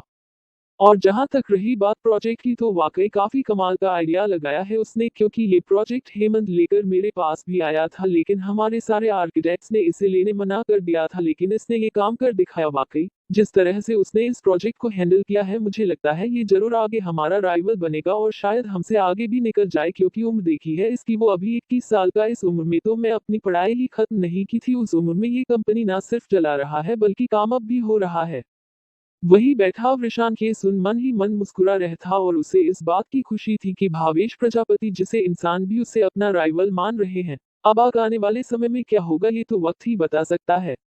वही आज वृषांक नोटिस कर रहा था कि भाव्या उसे देख ही नहीं रही है। ये देख वृषांक अपने आप से कहता है, लगता है कुछ ज्यादा ही गुस्सा हो गई मेरे ना बताने से, चलो भाई अब इन्हें मनाने। फिर उसे बड़े प्यार से देख अपने आप से कहता है, वैसे कुछ भी कहो ये गुस्से में काफी क्यूट लगती है, बिल्कुल पू बेयर की तरह। वही भाव्या सच में वृषांक से गुस्सा थी। एक तो उसने उसे कल के बारे में कुछ नहीं बताया था, ऊपर से कल रात वो हर दिन से भी ज्यादा लेट घर आया था, इतना कि भाव्या इंतजार करते करते सो गई थी। चैप्टर 29 एक और गलतफहमी। भाव्या बिना वृषांक को देखे अपना नाश्ता कर रही थी, वहीं वृषांक को भाव्या का इग्नोर करना कहीं ना कहीं थोड़ा खल रहा था, जिससे वो थोड़ा परेशान हो रहा था। वही भाव्या अपने मन में वृषांक पर गुस्सा करते हुए कह रही थी, हूँ डॉट डॉट देखो तो इन्हें मैं गुस्सा हूँ ये जान गए हैं, लेकिन मजाल है कि मुझे मनाने आए। अरे मनाने आएंगे तो इनकी ईगो कम नहीं हो जाएगी। मैं भी ना बात ही नहीं करूंगी इनसे, देखती हूँ कब तक मनाने नहीं आते हैं। इन्हें भी अपने आगे पीछे नहीं दौड़ाया ना तो मेरा नाम भी भाव्या नहीं। उद्धरण चिन्ह। ये सोच वो अपना नाश्ता खत्म करती है और कॉलेज जाने के लिए रेडी हो जाती है। वही वृषांक भी उससे बात करने के लिए आगे बढ़ता है, तो भाव्या उसे अनदेखा कर देती है और कार में बैठ जाती है। ये देख वृषांक को बहुत बुरा लगता है, लेकिन फिर भी वो हार नहीं मानता और जाकर कार में बैठ जाता है। पूरे रास्ते भाव्या कार से बाहर देख रही थी, उसने वृषांक को एक बार भी नहीं देखा था, जिसे वृषांक नोटिस कर रहा था। वो जब भी बात करने के लिए कुछ कहता, भाव्या उसका कोई जवाब नहीं देती। कुछ देर में कॉलेज आ गया था, वृषांक कुछ दूर पहले ही उतर जाता है। वही भाव्या जो अब कार में अकेली थी सोचती है, कहीं मैं ज्यादा तो नहीं कर रही हूँ, ठीक है ऐसा करती हूँ, अब इग्नोर नहीं करूंगी लेकिन माफ अभी नहीं करूंगी, पहले थोड़ा मनाने तो दो। ये सोच वो मुस्कुराने लगती है। कॉलेज पहुंच वो लोग सीधा क्लास में चले जाते हैं, जहां आज पहली बार भाव्या और मुस्कान के साथ अनूप नहीं बैठा था, वो सबसे पीछे जाकर बैठा था। ये देख भाव्या और वृषांक को बुरा लग रहा था, तो वृषांक भी उसका साथ देने के लिए उसके पास ही बैठ गया। वही मुस्कान ऐसा दिखा रही थी कि उसे कोई फर्क नहीं पड़ा, लेकिन अंदर ही अंदर वो भी काफी दुखी थी, क्योंकि कहीं ना कहीं वो भी अनूप को पसंद तो करती ही थी, लेकिन अपने पास्ट की वजह से वो अनूप को अपना नहीं पा रही थी। क्लास खत्म होने के बाद भाव्या और मुस्कान कैंटीन चले जाते हैं, वहीं अनूप आज कैंटीन ना जाकर अलग कहीं चला जाता है। मुस्कान अनूप को ना देख परेशान तो थी, लेकिन वो दिखा नहीं रही थी। वहीं भाव्या वृषांक और अनूप दोनों को कैंटीन में ना देख सोचती है, ये दोनों कहाँ रह गए, जाकर देखती हूँ। ये बोल वो मुस्कान को आती हूँ बोल वृषांक को देखने चली जाती है। उधर अनूप के चले जाने के बाद वृषांक भी कैंटीन जाने की तैयारी कर रहा था कि तभी रिया उसके पास आ गई। दरअसल रिया वृषांक को लाइक करने लगी थी और उसे अकेले मिलने के बहाने ढूंढने लगती थी। आज वृषांक उसे अकेला दिखा तो उसे ये सही मौका लगा बात करने को, तो एक सवाल लेकर पहुंच गई वृषांक के पास और बड़े ही मासूम बनते हुए कहती है, वृषांक क्या तुम मेरी एक प्रॉब्लम सॉल्व करने में मदद कर सकते हो? ये बोल वो वृषांक की सीट की तरफ झुकने लगी ताकि वो उसे सेड्यूस कर सके। वहीं इस बात से बैकबर्ब रिशांक उससे वो सवाल लेकर सॉल्व करने में लग जाता है। वहीं ये देख रिया उसके और पास जाने लगती है। कुछ ही मिनट में जब वो सवाल हल हो जाता है तो रिशांक अपना सिर उठाकर देखता है तो रिया उसके बहुत पास खड़ी थी। इतना कि अगर रिशांक अब जरा भी हिलता तो उनका किस होने से कोई रोक नहीं सकता था। और तभी वहां भाव्या आ जाती है और सामने चल रहे दृश्य को देखकर हैरान रह जाती है और वहीं खड़ी रह जाती है। वहीं दूसरी तरफ उन दोनों की पोजीशन ऐसी थी कि अगर कोई उन्हें सामने से देख तो उसे लगेगा कि वो दोनों किस कर रहे हैं। ये सब देख भाव्या का तो दिल ही टूट जाता है और ना चाहते हुए भी उसके आंसू निकल जाते हैं और उसके हाथ से उसकी बुक छूट जाती है जिसकी आवाज सुन वृषांक सामने देखता है तो सामने भाव्या खड़ी थी जिसके आंखों में आंसू थे। ये देख वृषांक को समझने में देर नहीं लगती कि भाव्या क्या सोच बैठी। वहीं ये सब देखने के बाद भाव्या का वहां सांस लेना भी मुश्किल हो रहा था। वो जल्दी से वहां से निकल गई। वहीं उसे जाता देख वृषांक भी उसके पीछे जाने लगता है तो रिया उसके पीछे से हक करते हुए कहती है, वृषांक मैं तुमसे बहुत प्यार करती हूँ, प्लीज मुझे यूं इस तरह छोड़कर मत जाओ। ये सुन वृषांक का गुस्सा तो आपे से बाहर हो जाता है। वो रिया को पीछे ढकेलते हुए गुस्से से कहता है, ये तुम क्या कह रही हो, मैंने तुम्हें कभी उस नजर से नहीं देखा। फिर वहां से जाते हुए कहता है, ये तुमने ठीक नहीं किया रिया, आगे से मेरे सामने मत आना वरना मैं भूल जाऊंगा कि तुम एक लड़की हो। उद्धरण चिन्ह। ये बोल वो वहां से निकल जाता है। वही भाव्या अपने टूटे दिल के साथ वहां से भाग जाती है और एक शांत जगह आकर रुक जाती है और जो अब तक उसने अपने आप को संभाला हुआ था अब वो टूटकर रोने लगती है। उसके दिल में आज एक अनकहा लेकिन तेज दर्द महसूस हो रहा था। उसने अभी अभी वृषांक अच्छा लगने लगा था और इतनी जल्दी उसका भ्रम टूट जाएगी उसने सोचा नहीं था। वो जोर जोर से रोते हुए चिल्लाने लगती है, क्यों विशी, क्यों किया तुमने ऐसा, क्या मिला तुम्हें मेरी फीलिंग्स के साथ खेलकर, मैं तुम्हें कभी माफ नहीं करूंगी इसके लिए विशी, कभी नहीं।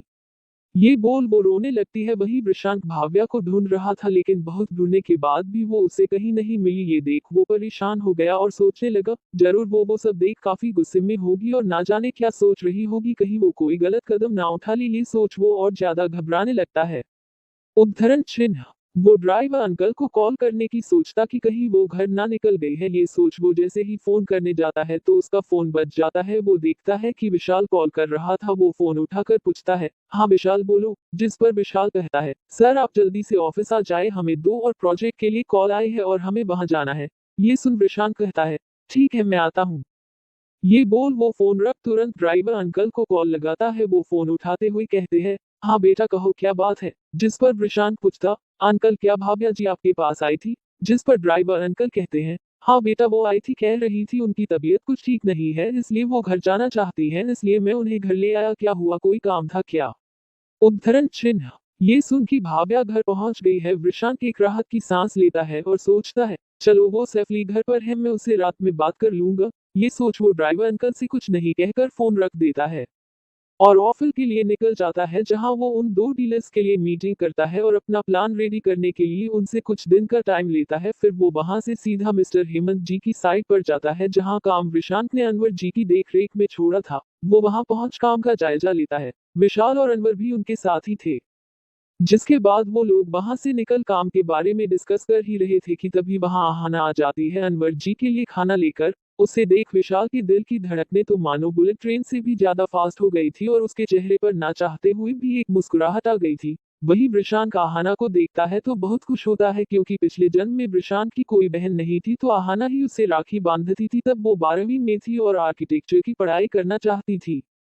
अनवर जी आहाना को देख पूछते हैं, अरे बेटा तुम क्यों आए, किसी नौकर के हाथों भिजवा दिया होता। ये सुन आहाना कहती है, अब्बू मैं तो किसी काम से घर गई थी तो अम्मी ने मुझे ही दे दिया और फिर मेरा ऑफिस भी इस रास्ते में पड़ता है तो मैं ही लेते आई। ये सुन अनवर जी मुस्कुराने लगते हैं और आहाना का परिचय कराते हुए कहते हैं, वृषांत बेटे ये मेरी बेटी आहाना है, आर्किटेक्ट की पढ़ाई कर एक कंपनी में जॉब करती है। वहीं आहाना वृषांत नाम सुन हैरान हो जाती है और अपने अब्बू को देखने लगती है और ना चाहते हुए भी उसकी आंखों में नमी तैर जाती है क्योंकि पिछले जन्म में आहाना वृषांत को अपने बड़े भाई जैसा मानती थी। बल्कि आहाना के आर्किटेक्चर की पढ़ाई करने के लिए कहने पर वृषांत ने ही अनवर जी से इस बारे में बात की थी। खून का ना सही लेकिन सगे से भी बढ़कर रिश्ता था आहाना का आगे क्या हुआ जानने के लिए अगला पार्ट सुने और कमेंट में बताएं कहानी कैसी लगी।